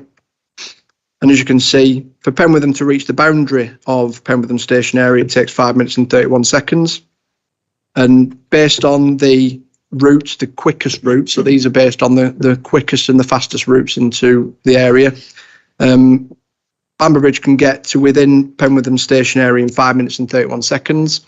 That particular point of the boundary is a low risk area and only requires a 12-minute response standard. So they can meet it with 6.5 minutes to spare.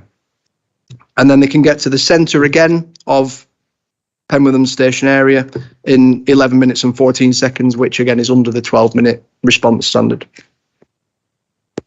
And as it says at the bottom of that page in italics, an Ordnance Survey Highways Network data set was used to calculate these blue light road speeds.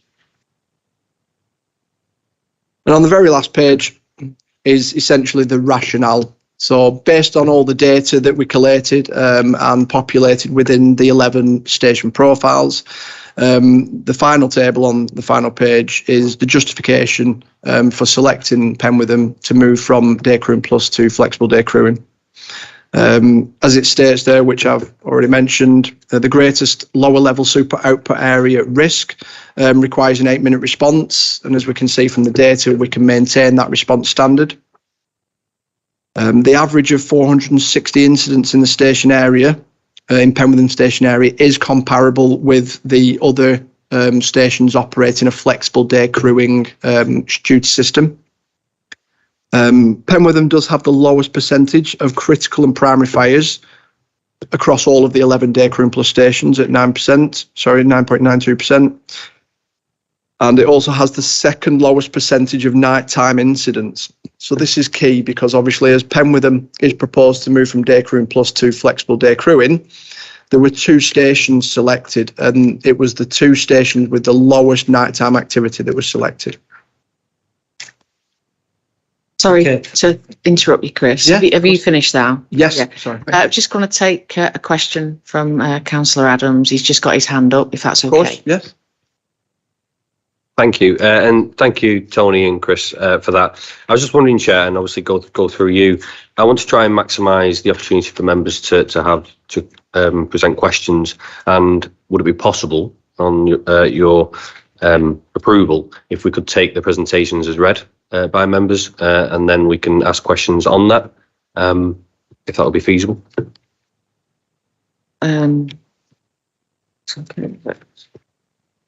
Yeah. Is that okay with everybody? Right, yeah, that's fine. Okay. So, Tony, we don't need to ask him to go any further then, do we? Well, if there's anything you'd like to. Yeah. I think you'd like to include specifically, Tony, because you're taking us through this presentation, aren't you? No, thanks, Chair. No, just to point out, I was going to mention the change of duty systems and going to flexi-day crewing. I think Chris has pointed out through the data why the 2 stations have been chosen because of low activity, low critical fires. The reduction of, just to point out, I think it's important just to state why we're reducing day crewing plus station shift system, because they really are effective. They're very cost effective for the service, and we've relied on them for the last 10 years. When we first introduced them, the first station to go was Penwortham, so that was the trial station as well. So we should be really proud of that it was trialled in Penwortham. It was a success, and then it was expanded, that shift system, throughout the service. So we now have 11 stations. But when we set off, the intention, because of resilience and recycling of appliances at either very large incidents or multi-pump incidents. So if we get Winter Hill as an example, we all remember that, with the amount of fire engines we kept having to recycle to that very, very large incident, we realised using day crewing plus type shift system was really hard, because what that shift, you have to give the staff who work it, you have to give them recovery time. So you have to leave them alone. Whereas a whole time 224 system, there's a change of shifts, change of people, so you can just keep sending them. So it's really quite hard to recycle them, both to very, very large incidents, or if you've got multi-pump, think of Storm Desmond, massive flooding where you're sending again fire engines back and moving resources around. So it was deemed through this emergency recovery review, we want to keep day crewing plus because it's really efficient. It's a lot less money, and it still does a fantastic job, but we thought we'd reduce the number down so it gives us more resilience. So we're not relying on that shift system to recycle those staff members where they have to have recovery time. So it just makes us more resilient as a fire service. So that's one of the main reasons why we're going to reduce, or we're recommending reduce, the DCP shift system. So I think I'll stop there and then open for questions. Just to emphasise before I do, these are proposals. We do absolutely welcome your comments and your consultations, but please remember it closes on the 14th of October. So, please feed into us so we can really consider them. Thank you. Right, thank you very much indeed, Tony and Chris, for that presentation. Now going to move to questions, and in the first instance, I'd like to ask Councillor Flannery to come up and propose his questions, seeing as you actually asked for this to be called in. Thank you. And then there will be questions from all the committee members. Thank you. Thank you, Chair. Thanks for your presentation tonight.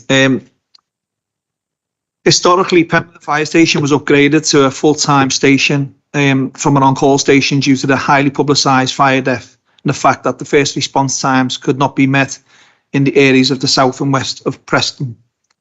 I think it's important that if you look at the surrounding areas, if not just Penwortham, of Longton, New Longton, Hutton, Muchule, Croston, etc., all these areas and the resources which Penwortham is being as a first response appliance, these will be seriously affected by this. Seriously. Now, I know the presentation has included the work around the impact in Lancashire, but the reality is these areas will be so seriously affected in terms of the response time. And just one last thing, please, Chair. I spent some years working with Morton in the Marsh, Washington Hall Fire Training Centre, working with the members of the fire service at the university, and I've seen the devastating effect that just one of these incidents with a lack of response time can have. And I can urge the fire service tonight to really review and have a more serious, in-depth consultation before they go ahead with this. Thank you, Chair. No, thank you. If I can respond, thank you for the questions. First of all, absolutely agree with the last point. You know, fire is devastating. You know, the weight of response and the speed of the response is critical. You know, personally, would I like a fire engine at every street corner that could respond to every locality? Absolutely fantastic. Maybe would I like dynamic mobilising, where you've got fire engines stood on the street and you're mobilised to risk and they're not in a fire station? I think that might come in the future. Who knows? So I absolutely get that. You know, the more response and weight of response you can have, you know, every second can count. However, as we've demonstrated through the data, you know, and as I alluded to, the initial scenarios that we asked Process Evolution to run for us, to meet our very high response standards, we could actually shut Penwortham Fire Station and not have a fire station there at all.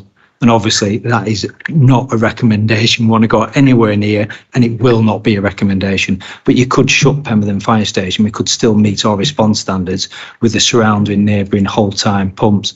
I also get the point of the surrounding risks. So you've got Longton, you've got Taunton, etc. All these areas of cover. When you look at the risk map, we've got to use the data. When you look at the number of incidents we have and the risk map, we can still meet those attendance times. So we'll always default back to data to inform how we mobilise and where we position our appliances. On the upgrade of Penwortham Fire Station, I was there at the time when they did it. So I was that part-time firefighter, sat in the middle of the fire station, running from my house along Leyland Road and opening up the fire engine, starting it and turning out to fires. We did upgrade. There was a couple of fatal fires in the like Longton area, if you will. So some of the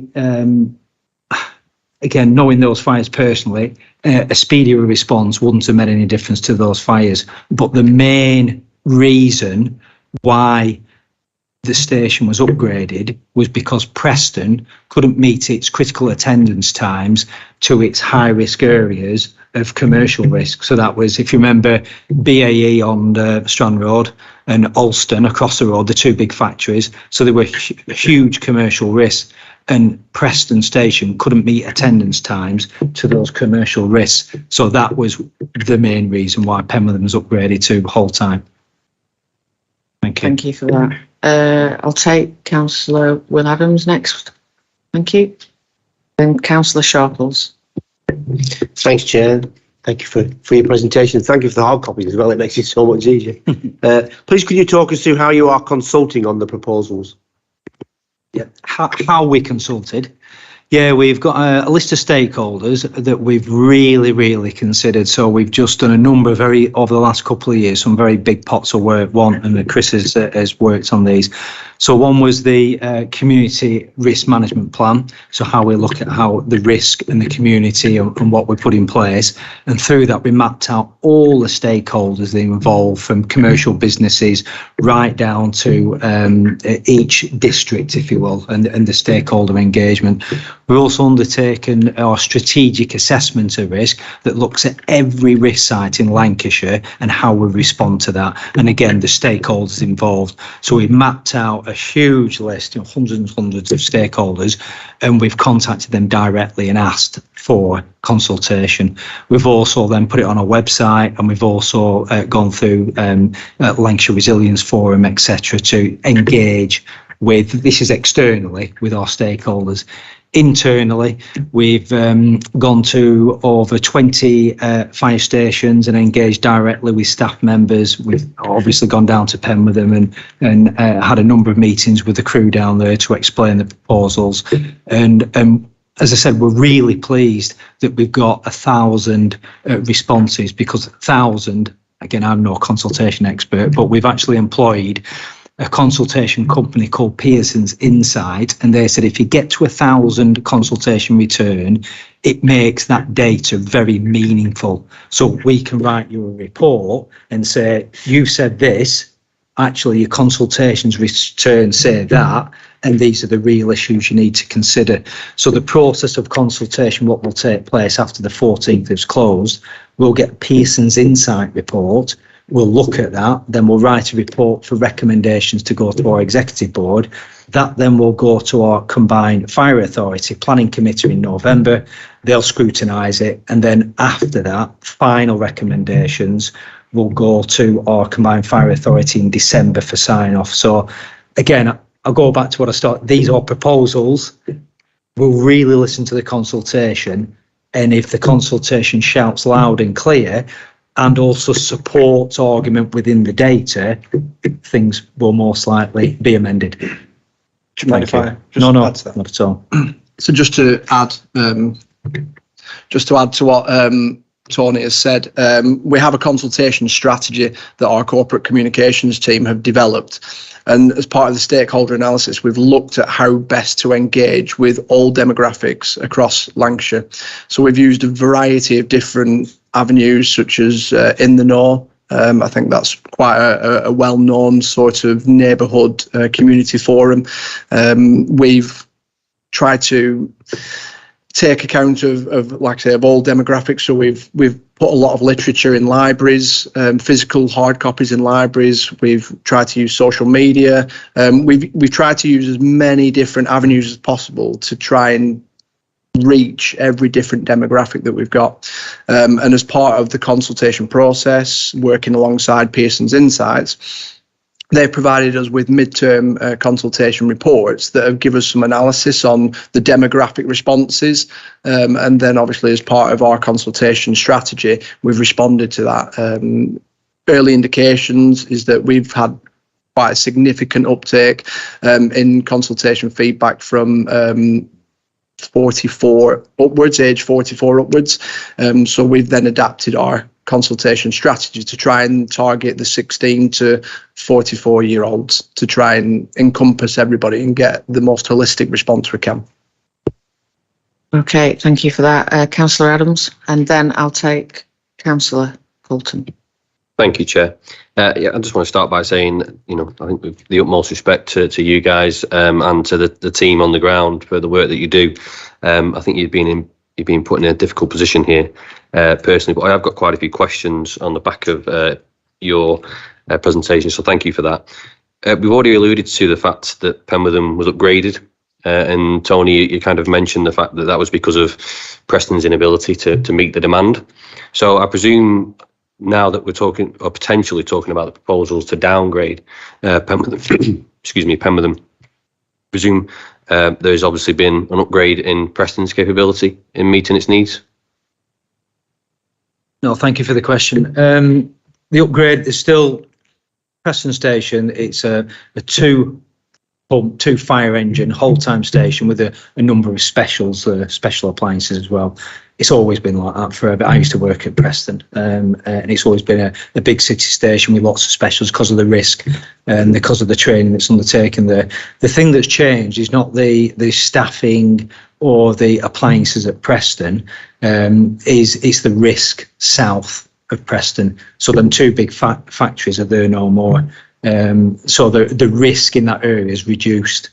So that's why the response standards have changed. So the response standard south of Preston, really the high risk, is right on the border of Penwortham where it just goes over. There's that tiny little bit of more higher risk area that Preston can meet the attendance standards now. So it's not really that Preston's been upgraded or moved.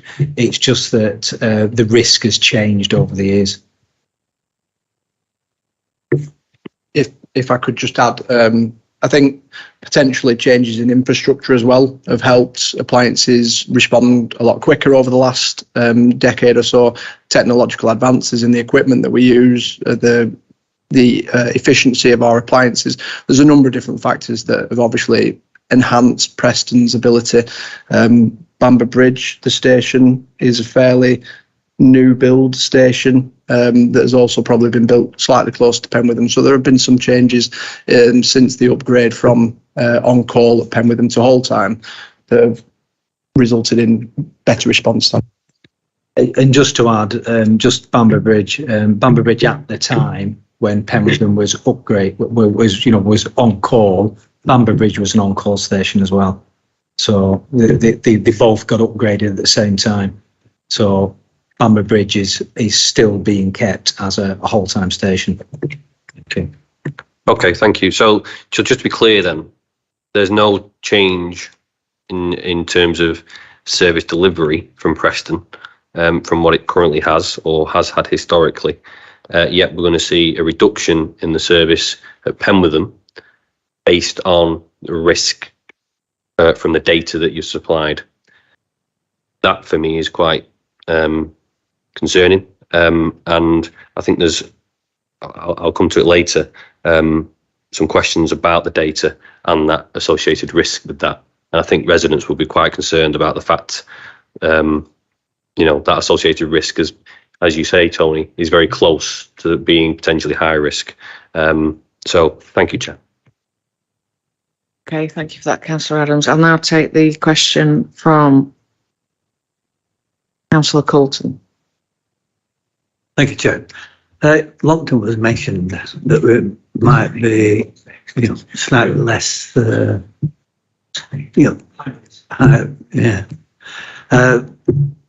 the consultation, we about 3 or 4 times a year we have a newsletter that goes out the whole of Western parishes. Would something like that not be a good vehicle to consult with our local residents to allay their fears that they might have?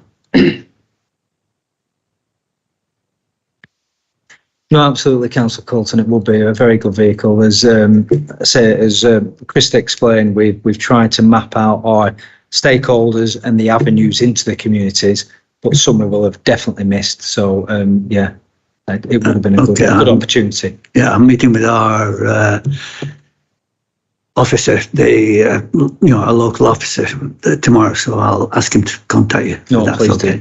Yeah, thank you. Okay. Okay, thank you. Councillor Michael Green. Thank you, Chairman. Before I ask my question, could I just place on record my gratitude for all the work that Lancashire Fire and Rescue Service does year in, year out, and particularly during the recent pandemic. That's to everybody from the top of the organisation right through the organisation, and you go above and beyond, so thank you for that. And thank you for this evening's presentation. I know you two gentlemen have got the difficult task of facing questions, but that's the nature of how this works. Turning to my question, if I may. So you've talked about the reduction in risk from, for instance, those 2 large factories on Strand Road that are no longer in operation. But to counter that, there are a number of other business developments and housing developments across South Fibble and Preston, and some very vast in number. So have those been taken into account, and how many additional houses have been taken into account across the Preston and South Ribble area, and how many business developments in terms of maybe square meters or however you wish to calculate this, how many of those have been taken into account as well when you've come up with the recommendation that's before us this evening? Yeah, thank you for the question, and thank you for the feedback on services we provide. So much appreciated. The way we map out fire risk, we've got a formula, and it's our fire risk methodology. So basically, it takes in demographic data, and then it combines that with deprivation and the number of fires, and there's a formula we work out. So each lower level super output area is assigned a deprivation risk, and we use that in conjunction with the number of fires we have to work out the fire map risk area, and then that's the formula that we use to map out our responses. So there's a formula we use. So in short answer, yes, it does take in consider that, but we also, through this emergency cover review, we looked at all current developments and future developments and tried to map them against the profile. So they have been taken into consideration in the data. If I could just come back quickly. So you take into account the future developments, but for what length of time do you look ahead? Because obviously we'll be aware of some significant developments coming forward, but not coming forward for maybe 6-7 years. But how far ahead do you project? Yeah, we contact planning departments, we contact our building regulations department to engage with the planning departments and just say, can you tell us what planning is coming up with the local councils? So, and then they feed back into the information that we look at. But to what cut-off point? So do you project this to 2025, to 2030? Yeah. You must have a cut-off point which factors into your calculations. Yeah, we usually look over 5 years.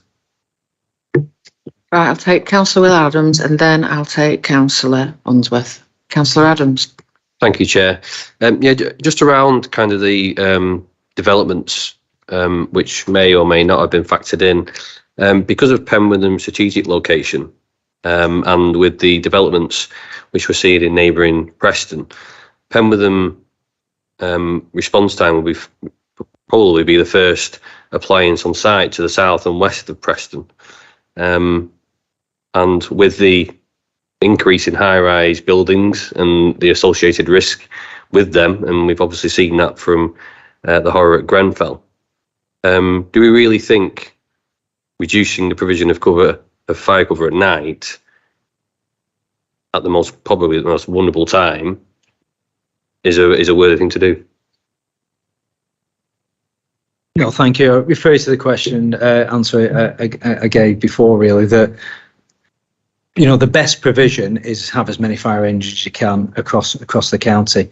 But when we look at the risk map and the response standards, the least impacted proposals of the ECR scenarios we could provide was picking Penwortham and St Anne's because they are lower level activity stations to basically make into flexi-day crewing. So then the money that is saved can be used to support flexible whole time systems and an increase in staff across the county. So it's more a distribution of resources. Okay, thank you. In terms of the data then, I'm looking at the profile, the critical fire and nominal station area. It obviously has Penwortham fairly low down there. Does that, the nominal station area, does that take into account the work that the appliance will do outside of that area, i.e. in South West Preston? Because it doesn't just work in Penwortham, does it?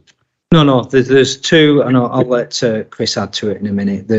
We looked at this nominal station area that is just basically what we classify as Penwortham's area and the work that goes in that area, and that includes actually Penwortham's own fire appliance, but any other fire appliance that attends an incident in that area. So it includes all mobilisations, and the data we've used are actual mobilisations. So when a fire engine is basically called out and then travels to a job, to an emergency incident, and books in attendance.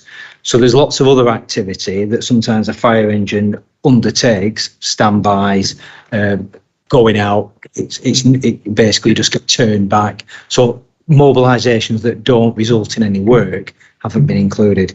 But we've looked at both the station ground, and then the other data profile is that wider coverage where there's supporting appliances, so outside the area. So I'll just hand over to Chris just to explain that a bit further.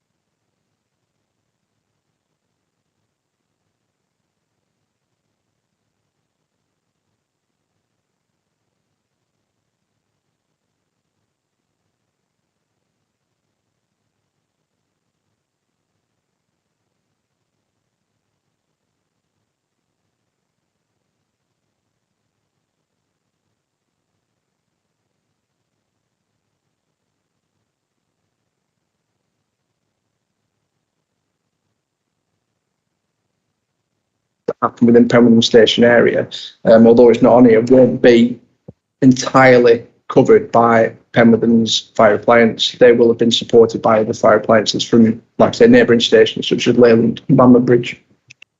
Yeah. So yeah. Okay. Thank you for that. So in terms of that data, then it's not actually encapsulating the full picture of Penwortham's fire appliance, is it? Because Penwortham fire appliance doesn't just work in Penwortham. No. It impacts other areas. This is what I'm trying to get clarity on. Penwortham fire appliance has a much wider impact on a wider community than just Penwortham. Although this data, as you can see here, and I can see why, you guys asking to being asked to save money, why would you not highlight Penwortham and St Anne's in with this data that you've got? However, I'm saying this data isn't right. It doesn't give a true picture of what Penwortham fire appliance does in terms of its impact on the wider area of Penwortham and Preston. And that's my concern, is the data isn't supporting the argument here. That's my concern. No, thanks for the for the question.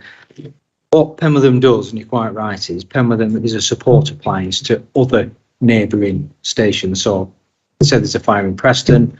It involves a 4-pump attendance, then most likely you'll get 2 pumps Preston.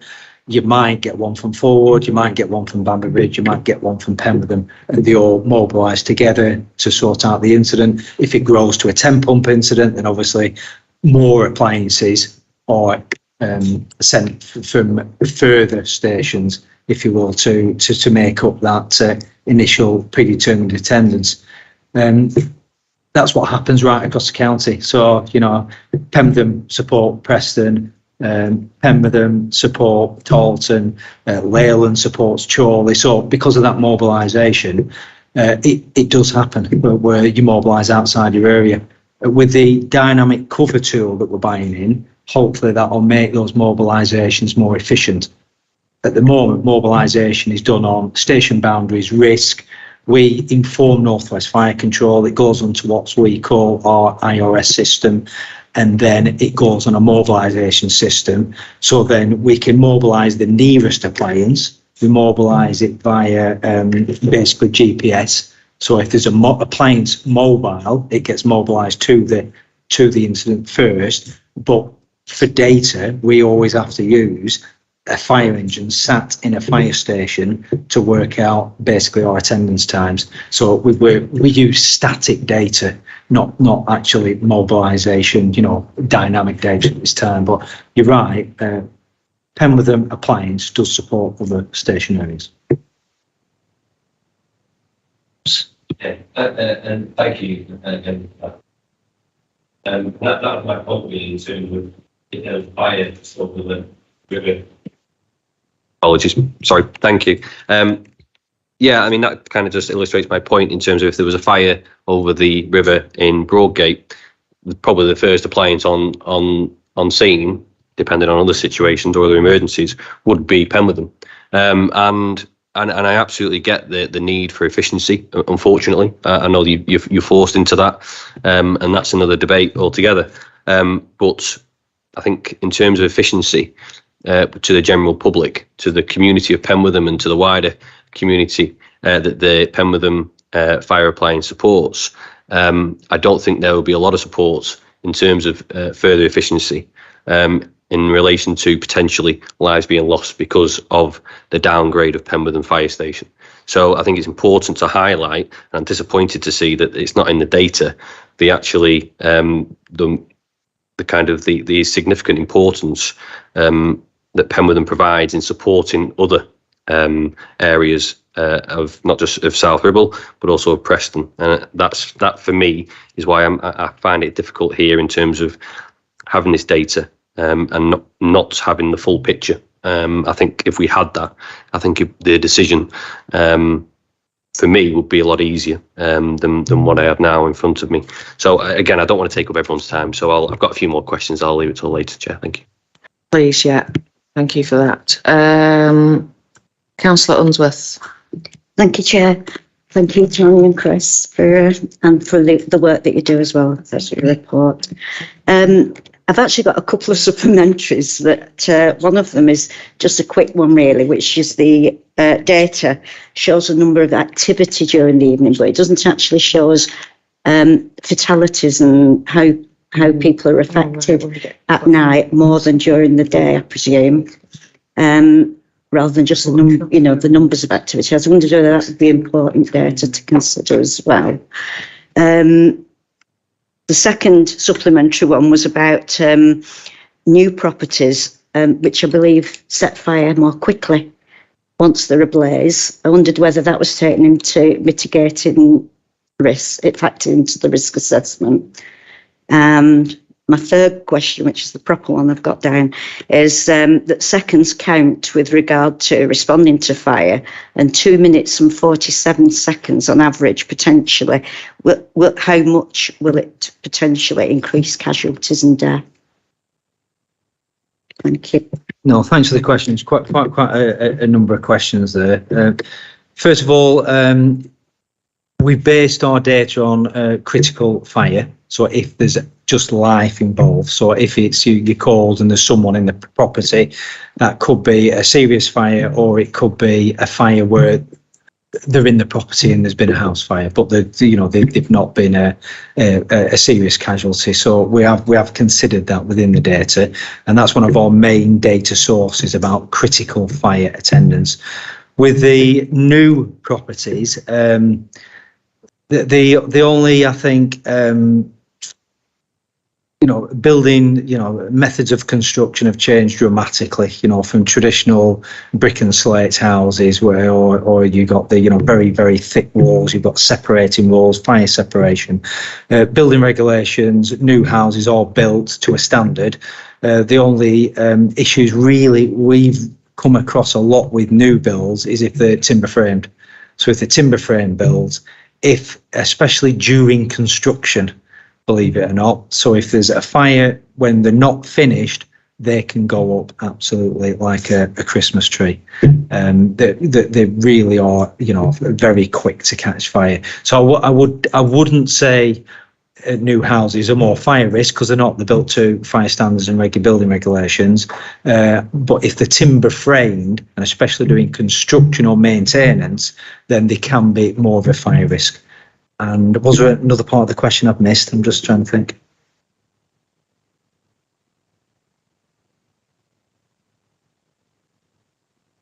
Yeah, you can't get away from the fact the quicker you respond to any incident, it's more likely the outcome is going to be better. You can't get away from that, and that could be a young lad who's put his head through some railings and he's been there for half an hour. And he's, started to swell and he's breathing difficulties. The quicker we get there and pop the railings and get him out, it's going to be a better outcome. You know, an old lady in a care home who's fallen down the back of a radiator and got stuck, you know, and if they've been there for hours, it's going to be a real issue. So that the quicker you get to any type of incident, you know, be it a fire, road traffic collision, you know, because the fire service now, they don't just deal in fire, they do a lot of trauma management and first aid management and, you know, assisting other services as well. So, you know, I can only agree with you. The quicker you get a fire appliance to the scene of an emergency incident is the best thing possible. But I will go back to the data says we can meet our attendance times with actually removing Penwortham Fire Station if we had to. Thank you. Thank you, Chair. It's only a quickie. Are the fire brigades still calling at properties to check fire alarms? I mean, obviously these are that's the most important thing in a property, whether it be a new or an old build. Especially now with all these things with the heating and this sort of thing, people are going to be using different modes of heating, aren't they? Just a thought. Yeah, no, thank you. Really valid point. So, you know, we're talking all about response tonight, or response to an incident, you know, and that's when we say professionally we've kind of failed, because it's all about trying to prevent the fire or prevent the road traffic collision in the first place. So a huge amount of our work, we've got dedicated prevention and protection teams that go into people's houses to talk to them, to educate them, to go into schools and colleges, to go into care homes, to train care providers in you know, the management of fire, the management of road risk in educational establishments. So there's a host of work that goes on. What would happen in Penwortham, you would still have that support of the prevention and protection support staff, but also the crew that is still there. Part of their duties is fire prevention work. So they would still be going to people's houses, talking about fire risk, fitting smoke detectors, going into schools, delivering education. So that would still take place. Thank you. Councillor Jackson. Hello, thank you, Chris and Tony, for coming and doing the presentation. We really appreciate it. There are a few things that did come to mind, but I think you've answered part of them. With Penwortham to be downgraded, we're just wondering about the number of pumps at Preston that might be available or not if there was a serious incident at Preston. So how would that, of course, alter times of response? And how many firefighters live in close proximity to Penwortham Station? Would that be different, you know, once your proposals came to fruition and Penwortham was downgraded? Because, as you can appreciate, and we've been talking about it all evening, response and arrival time is vital in the event of a very serious fire incident. No, thank you for the questions, and you know, we welcome you know, being here, and thank you for inviting us. On the availability of fire appliances, as mentioned before, when we get a larger incident, we mobilise the nearest fire engines to that, and if we need supporting appliances, they come from the nearest stations. But we've got a 20 pump fire, as we call it. We need 20 fire engines there. Obviously, there's a huge impact across the county, and we draw resources in to the point even where we might, through our what we call 13 and 16 agreements, with our agreements with our county neighbours, so Manchester, Merseyside, we draw some resources in to support us as well. That only happens when we've got absolutely, you know, a phenomenal big incident or a number of very large incidents. But what we have in our business continuity plan, our response range, we have key stations. So we have a number of key stations around the county, Preston being one of them. So if Preston go out and are out above 30 minutes, a fire engine will go into Preston Fire Station and just sit in the fire station. Even though there's all this activity going on, we'll always have a fire engine in Preston so it can respond from Preston Fire Station out. And there's 9 strategic key stations across the county that will always have a fire engine sat in it. So that's the way we respond to a large number of fires. On the issue of staff availability, being there at night time, there's a number of the staff do live in Penwortham at the time.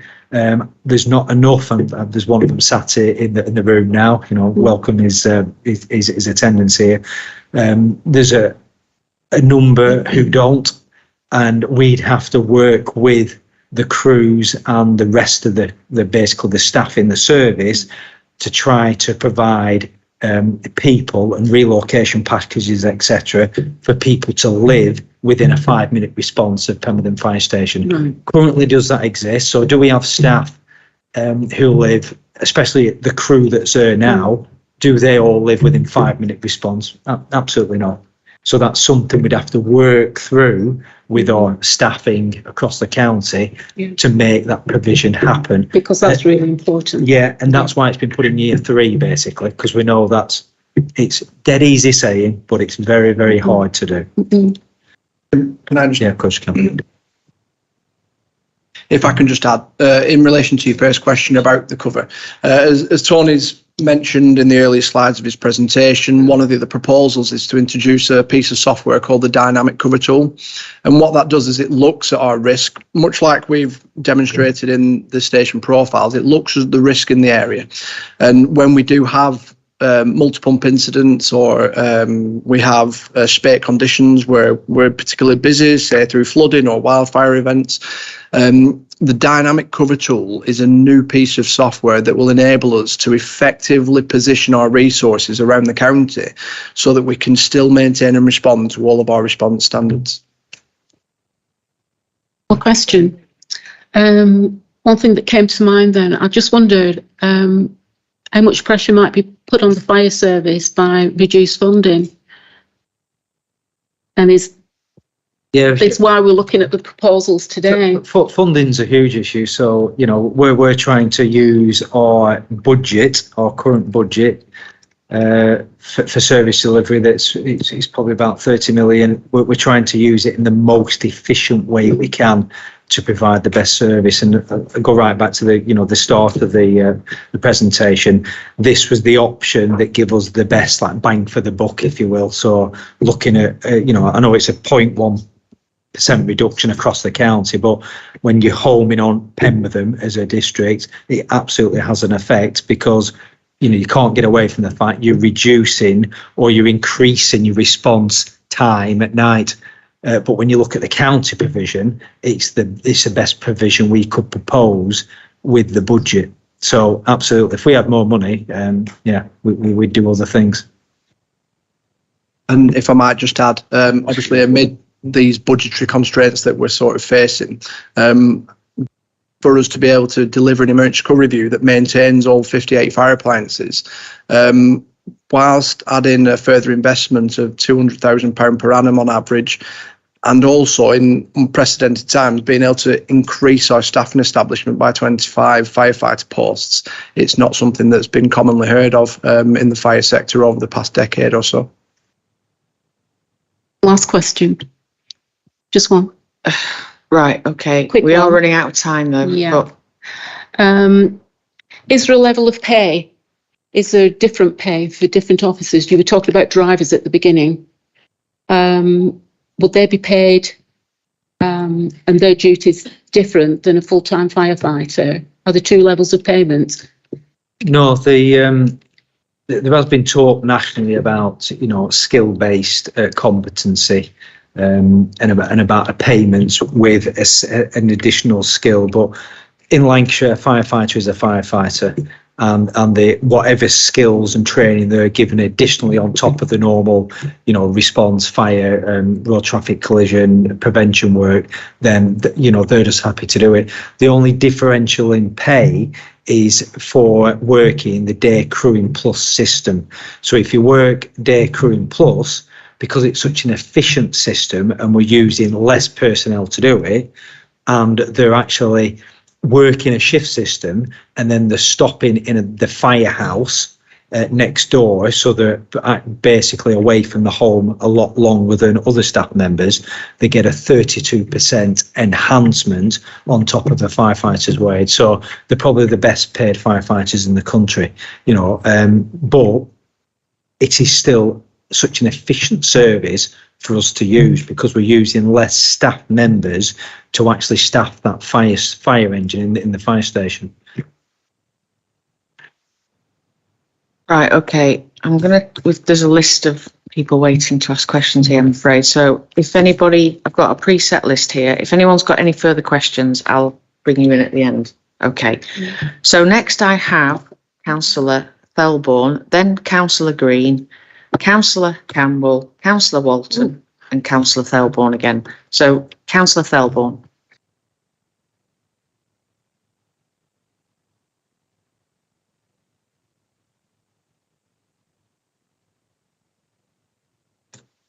Carried away then. What evidence base have you used in the review, and how robust is the data?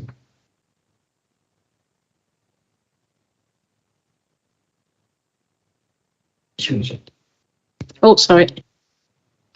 Sorry, we set these questions before the meeting. I believe that the team have answered that. Is that okay? Yeah, right. Thank you. So we'll next, Councillor Green, please. Thanks, Chairman. You've mentioned a couple of times about the overall impact upon the county being 0.1%. If you drill that down, the greatest of respect to the rest of the county, in this area, we're going to look at what affects Penwortham, what affects Preston, and what affects going southwest along that corridor between Penwortham and Tarleton, so along the A59 corridor. Can you, in percentage terms, put what the impact is upon that area, please?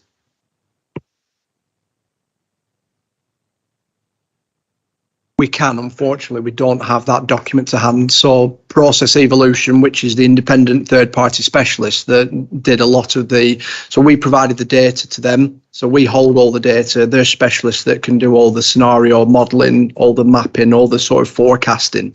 They did provide a document that gave us the station by station sort of reduction in percentages. Apologies, it's not something that I have with me this evening. We can get that to you. Yeah, if you could please, that would be helpful. Thank you. Right. Councillor Campbell, I think, would you agree with me that the question's already been answered? Right, okay, go ahead. Good evening, gents. Thanks for your time. Will any jobs be lost in the long term as a result of this review? And how much money is the review projected to save?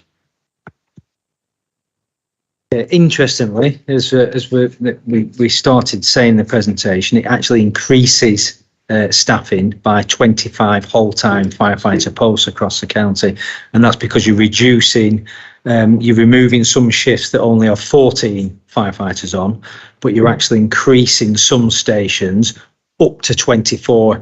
So there's an actually increase across the board of 25 firefighter posts. That we've tried to come in on the money for the budget, that was the ask, but we couldn't do. It's actually costing more. So we're actually not saving money, we're spending £200,000 more per annum in these proposals. Councillor Walton. Thank you, Chair. Thank you. Good evening, gentlemen. Thank you for coming tonight. And again, my thanks to all the service that you provide for us. And without it, it wouldn't be a safe place to live. So thank you. But my question is about if the proposals are going ahead, I've got a query about activity by time of day, because you did say that if it was changed from a 6-day crewing plus to a flexible hold times till 6 p.m. and looking at the activity by time of day, quite often from 2 o'clock till about 8 o'clock at night, it's quite a busy period.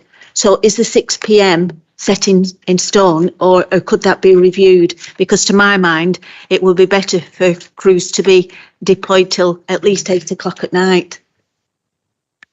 Yeah, no, really good question. So the flexi-day crewing historically basically finishes the shift at 6 o'clock, and then they go on to a pager. We actually the other flexible duty systems finish at 8 o'clock at night, and we've kind of historically give them back 2 hours. So it's an interesting point you make. So I'll please feed that into the consultation. looking at the data and Yeah, this, that's a very important and a very, very busy time. It is, yeah. Thank Yeah, you. no, thank you. Thank you. Any other further questions from any other councillors? Councillor Adams?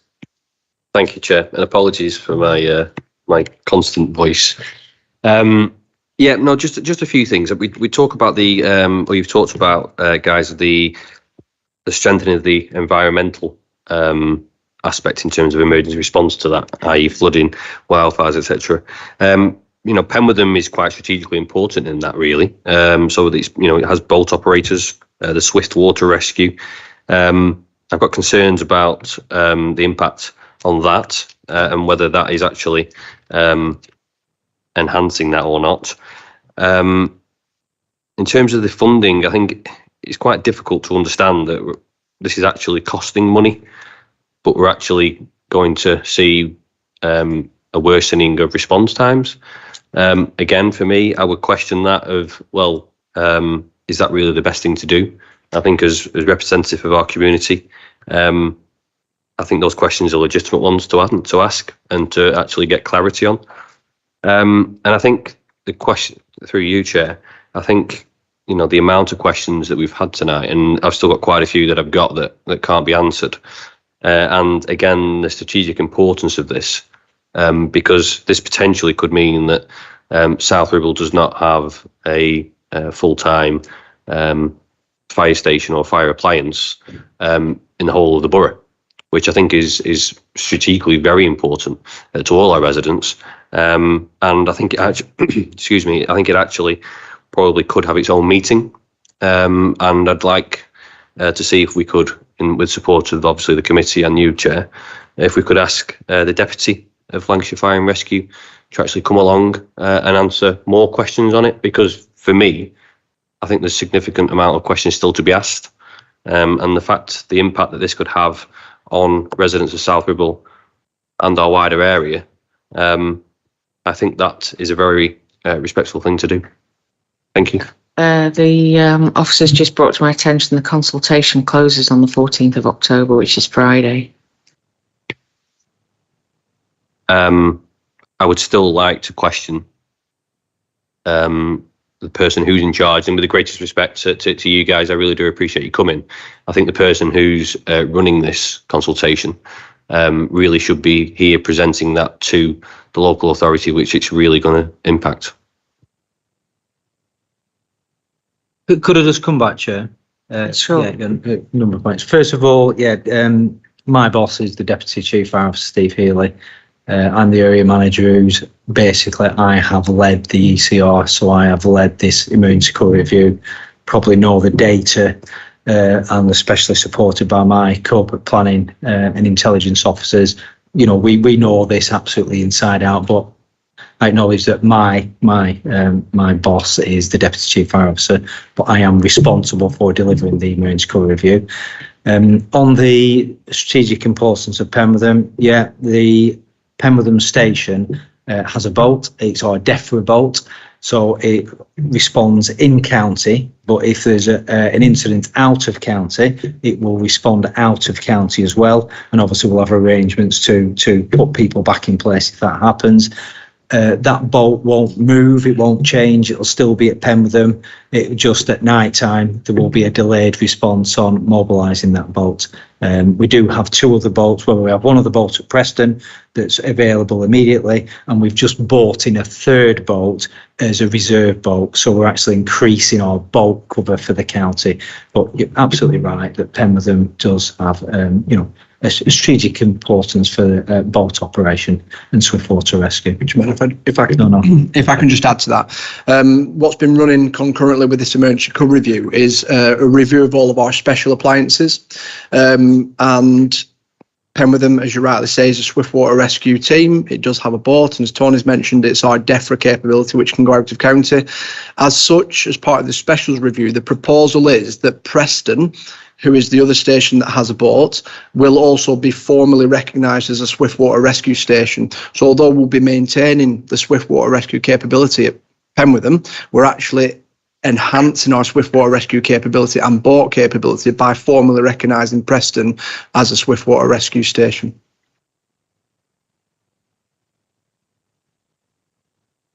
Right, thank you for that. Well, I don't think we've got the time to have another scrutiny committee and invite the Deputy Chief Fire Officer down. I don't see how we can physically do it. So the only thing I can suggest to you is, as the ward councillor, would it be possible, is it an idea for you to attend? When's the next fire authority meeting?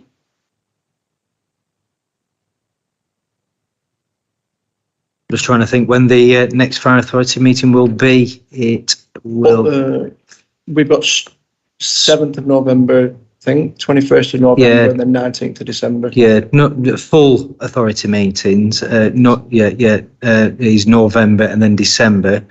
We do have a planning committee coming up before that in October. But what I can do, what I can take back though, as a an ask from here, I can talk with the deputy chief tomorrow and see if he'd undertake a Teams call, something like that. Because currently our deputy chief, and this is probably one of the reasons why he's just had an operation, so his arm's in a sling at the moment. So he is still he's actively in service, but he's doing a lot of home working because his arm's in a sling. So what I suppose I'm suggesting is that the only way I see a way forward for you is if you've still got questions, to set up a review. I don't see how we can use the scrutiny committee now with the timescales, but it doesn't stop you from pursuing another line of inquiry. Yeah, no, absolutely. And, what I'm trying to do is, for me, I'm quite concerned about the prospect of having a reduced service and the impact that might potentially have. And I know that we all share that concern, even you guys in the service. So for me, there's still quite a lot of questions to be answered. I question some of the data and how that is used. And in my opinion, this should wholeheartedly not go ahead, because I do think it does risk the safety of the residents that I represent and the wider communities that we represent. And for South Ribble not to have a full-time fire station, I think that it puts a significant risk to all our residents, and it should be highlighted that is the case. So however I do it, I appreciate, Chair, we potentially couldn't do it through scrutiny, but I will look at all the avenues that we could do it, because I really do think it needs raising. Thank you. Chair, can I just come back? I will pass on the discussion to the deputy chief tomorrow. So I will definitely do that undertaking. Just coming back on the South Ribble not having a whole-time fire engine, it still will have, and that is at Bamber Bridge. Thank you. So, do we have any questions from any members not on the committee? Council members, sorry, but members of the public will get a chance to talk. Councillor Martin. Thank you, Chairperson. It's just two bits that you've sort of slightly covered one part, and there's another bit that's not been mentioned at all in this meeting so far. The swift boat response. And just looking at your maps, I mean, Penwortham's on the river. We have issues on the river apart from sewage. So I think you've increased quite significantly the reaction time possibly to get to anyone on the river, because I think if you take the mean of equinox temperatures, people won't live long in a river. And more importantly is the docks. As we know, the docks has been used for self-harming for some years. And unfortunately, very little seems to be being done about it. And I sort of wonder, if you look at the times that you have on your maps here, that Penwortham will probably get to the docks quicker than Deepdale would. I mean, especially if there's a queue of traffic outside the station, because the lights you have there tend to stop traffic, not move traffic. So I sort of wonder that. The other issue is repair. I mean, obviously, Repair 19 was hammered by COVID-19, and it was more of a desktop. But you are obliged to sort of complete that, and of course with Coma, especially as we have Springfield Nuclear Fuels quite close. I've already spoken to Springfield Nuclear Fuels, and they're going to come back to me. I know they have their own in-house private fire service. However, they do rely on you guys to sometimes contain any issues outside. But you've also got the off-site issues. We know that the war in Ukraine has made an issue for people who used to use Russia for the uranium use and recycling, and it's more likely going to start coming back to Springfield.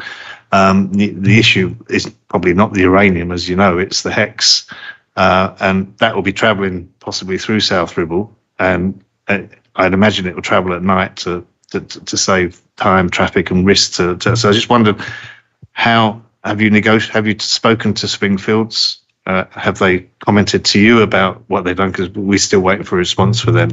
And how would this reduction at night satisfy? If I should allude to what the REP here is, Radiation Emergency Preparedness and Public Information Regulations, and COMAR is the control of major accidents hazards. Which is what we have this within our reach.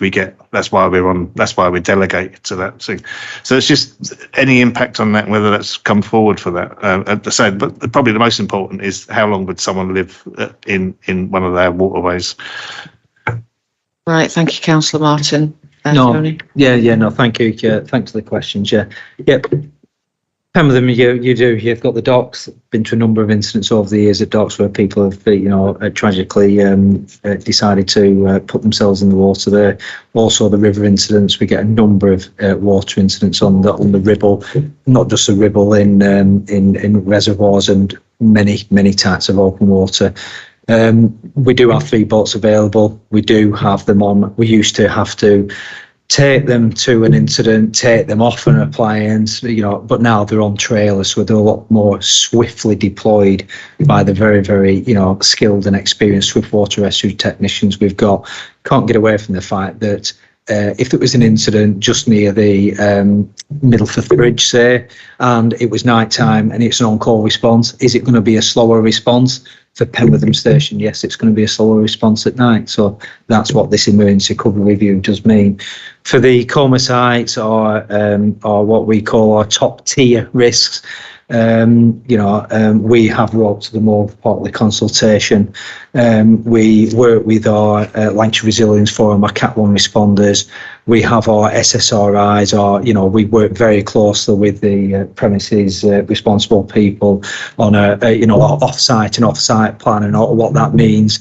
We practice our BCP exercises for our top risk sites. So I'm absolutely comfortable that the risk hasn't changed with our top risks across Lancashire, including Springfields. It gets a dedicated predetermined attendance. It gets dedicated flexi-duty officers and specialist officers to attend.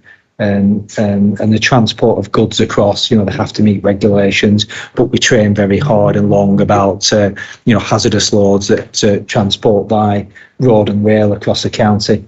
So I've not really any additional concerns regarding either the top tier sites or the transportation of goods. But I will, there's a boat at Penwortham. If it goes, so you're responding from the home address at night, will it be a slower attendance to the river, say, at Penwortham? Most likely it will be. Thanks for your question. If I may just ask, add one thing that we've perhaps not touched upon. When I was referring to response standards, then response standards are for critical fire response standards. Swift water rescue incidents fall under a different category of special service call, and we actually have a different response standard, just a flat 13-minute response standard for special service calls. As such, the enhancement of the provision at Preston will easily enable us to meet our flat response standard of 13 minutes to special service calls when we have incidents involving water.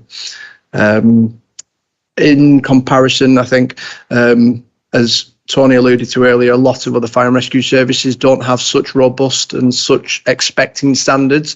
They'll have a flat 10-minute response standard for fire, and I think with special service calls, they either have they either don't have a response standard for special service calls, or it's a 15-minute response standard. So again, our standards that we set ourselves are far higher than sort of the national average. Thanks. Right. Any questions from members of the public, please? Please come up to the microphone, sir. Thank you. Could you introduce yourself first? Thank you. My name's Adam Wagstaff. I'm a resident of Penwortham, but I'm also a crew manager, a fire officer at Penwortham Fire Station. So kind of speaking on both sides of the fence here, got a lot of respect for Chris and Tony and what they do, but also I see things from an operational point of view. I've worked on call retain in the past, and I've worked Day Crew Plus, and I've worked 224. The only issues, there's a few issues I've got, but ones that I want to point out tonight, because I appreciate we're low on time. It's the data for me, and I believe Councillor Adams is quite correct that the data that's been used to be analysed by this consultation company, I don't honestly feel it does reflect our activity levels in the slightest. As I mentioned before, the secondary fires that were mentioned, the false alarms, they are only secondary fires and false alarms once we get to those incidents. We are there very quickly. We stop these incidents protracting into critical fires. Last year, we were mobilised around 1,000 incidents. This year we're on task to hit 1,400 incidents this year. So our activity levels of the station are increasing, and we do find that across the county that quite a few stations are getting busier, and it's due to the AVLS, the automatic vehicle location system, which was briefly mentioned. That is in play now. So I just feel that the data needs to be focused on. There are so many other points that I'd like to talk about, but obviously we don't have the time. Thank you.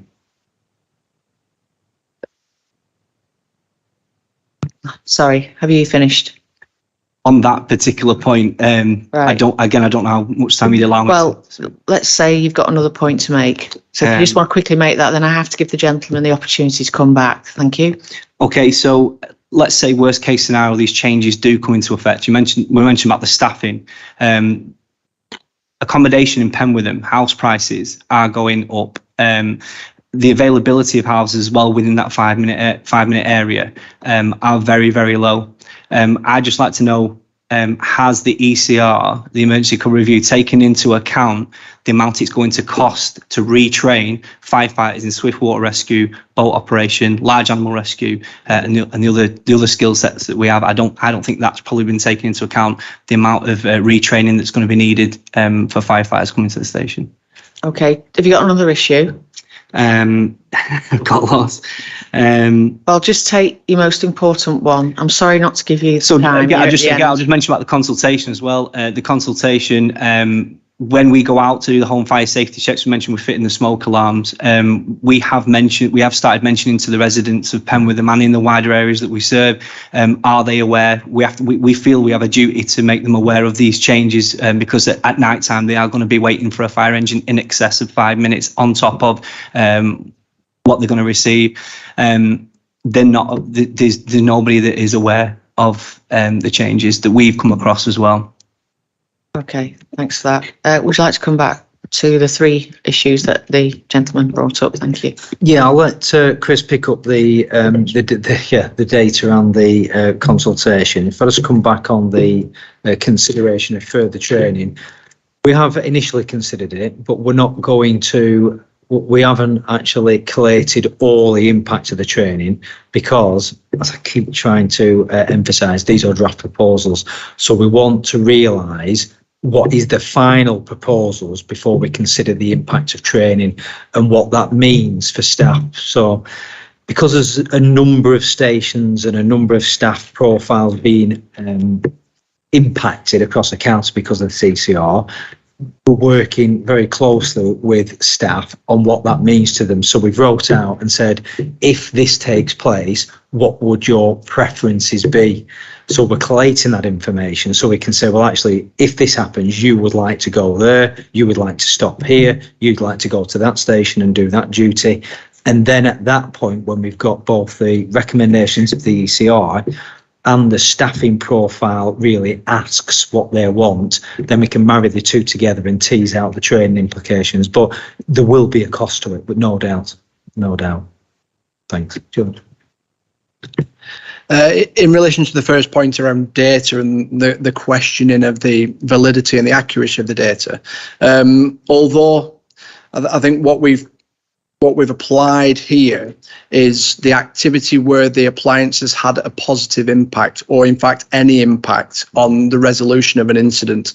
So for an appliance to have a positive or any influence on an incident, they have to book in attendance. So they have to be mobilised, they have to drive to the incident, and they have to book in attendance, and therefore be one of the assets that arrives on scene and contributes to the resolution of the incident. In terms of the numbers that my colleague has referred to, those numbers will include mobilisations where they've been paged or mobilised on station, and on occasions they may get to the fire appliance and not actually turn a wheel, as in not actually go out the door because they've been cancelled because they're no longer required. There'll be a number of occasions where the fire appliance will have proceeded to go to the incident, but en route to the incident will have been turned back because they're not required to make any sort of impact on the incident. Some of those turnouts may involve going on standby, for instance, to Preston or to Blackburn or to one of the other key stations across the county. In terms of standby duties, we can send any appliance. It doesn't necessarily have to be Penwortham. It could be Bamber Bridge. It could be Blackburn. It could be Accrington, Darwin. We can send any fire appliance we want to go standby. So in terms of just reassuring you that the data is accurate, it absolutely is. And what we focused on is the data that tells us the impact that that appliance has had on resolving an incident. Hopefully that kind of answers and sort of validates that point. Yeah, I think, was there a third issue? So the third issue was around consultation. Has that covered the three issues that you brought up, Mr. Waxwell? It's the consultation issue. I'm saying that we don't feel that there is not. We feel that the consultation didn't get out to everybody it possibly could. We found that it only really has been technology, social media, things like that have been used. There's been no canvassing, no door knocking or anything like that. It's only been come from the fire crews, making the local people aware that these changes are happening, and they're not aware. Even my next door neighbours weren't aware until I've mentioned it to them. It's unfortunate. Okay. Due to time constraints, can't really take any more questions because we're at the back end now of the evening for the meeting. So could you please formulate any recommendations, Darren, and then the committee will have a vote on that. Thank you. Thank you, Chair. Just some of the themes from the discussion that the committee might like to consider as recommendations. So the committee thanks the Head of Service Development and Station Manager for their presentation and answering the questions of the committee. The committee welcomes the opportunity to contribute towards the consultation. The committee responds to the consultation with its strong opposition to the proposals to replace Day Crew in Plus for the following reasons: the increased response times to incidents and potential impact on safety and people's lives, the wider impact of the proposals on Preston and the wider central Lancashire, which isn't reflected in the data, queries over the validity of the data, concern that not enough crew members live within a 5-minute radius of the fire station, the training and other logistics of moving to the new proposed way of working, the strategic importance of Penwortham Fire Station with regards to climate and other emergencies, and not just in the county but regionally, and that the final response and wording be delegated to the Chair of the Scrutiny Committee for submission to the Fire Authority by the 14th of October. Thank you, Chair. Thank you. Are we all generally in agreement with those recommendations? Yeah, okay. Okay, Councillor Green. Yeah, very supportive of those recommendations. The only one other thing I wanted to pick up was a point which I think Councillor Walton raised before about the possibility of not having a 6 p.m. but having an 8 p.m. For the time. But I don't want to muddy the recommendations because I'm very happy with those. But whether it's something that we could add in some way Right. Are we all in agreement with that amendment?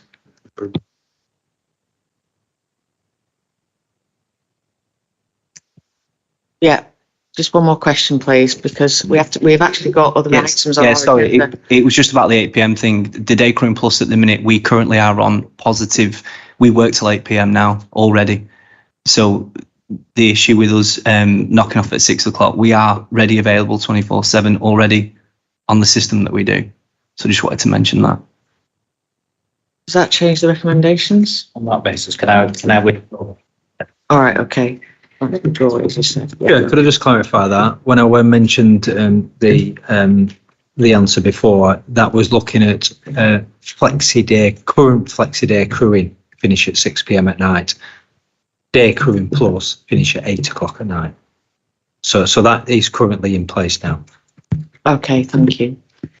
Right, that draws to a conclusion that item on the agenda, and as you've already heard from most members of the committee, we thank you very much for coming along tonight on what is a difficult subject, really, because nobody wants facilities like emergency services cut back. So it is difficult, but thank you for coming along and answering the questions. No, thank you, Chair, for inviting us, and please, we welcome your consultation and your final thoughts on the ECR. Thank you. Okay, thank you.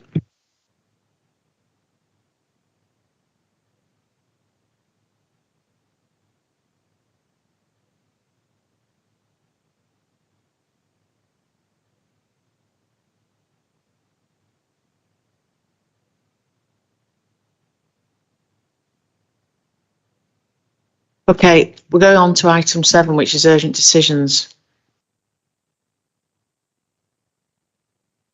Okay. Well, I better consult with Lou, really.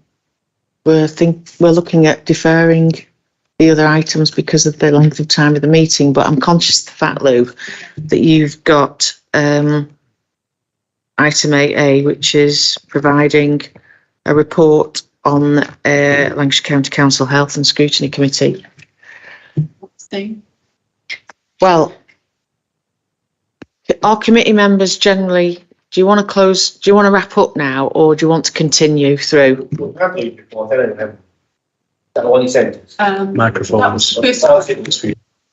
Microphones, please, because we're on YouTube still. Sorry, both of you.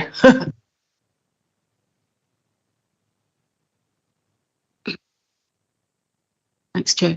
But then there was a second meeting. So I have got some notes for that, if you would require them for the meeting now. And then we'll be up to date. We could circulate those, Councillor Jackson. Okay, yeah. Would you be happy with that? Yeah. Do you want to say something? Microphone isn't working. No, it was only to say that in fairness to Councillor Jackson, who's been attending these meetings and offering some contribution back towards this committee, I think it's really helpful that we get that back from it. But if you're prepared to do that in written format, that's equally good.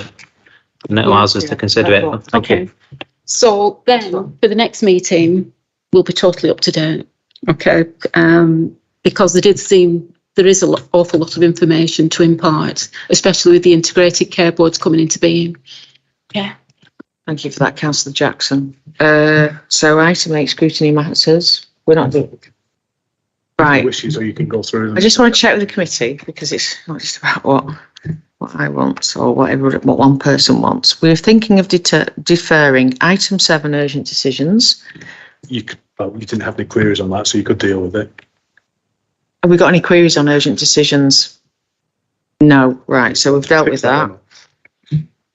Scrutiny matters, item 8. Councillor, she's in quite a good deal of pain. I'll circulate. That's on scrutiny matters. Yeah. Okay, and item 8A, we've already discussed that, and you've agreed to the notes being sent out. 8B, is that the same? Yeah.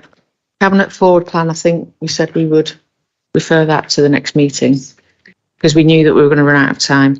Scrutiny committee forward plan, the same recommendation. Green?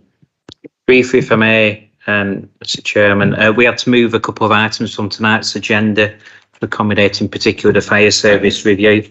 I'm just wondering if we could hold an additional meeting, sort of end of November, beginning of December time, if members are agreeable, to consider employee survey results and the leisure company progress report and anything else which may be of importance. Yeah, could you please note that, Darren, and arrange that? Yes, Chair. Right, thank you.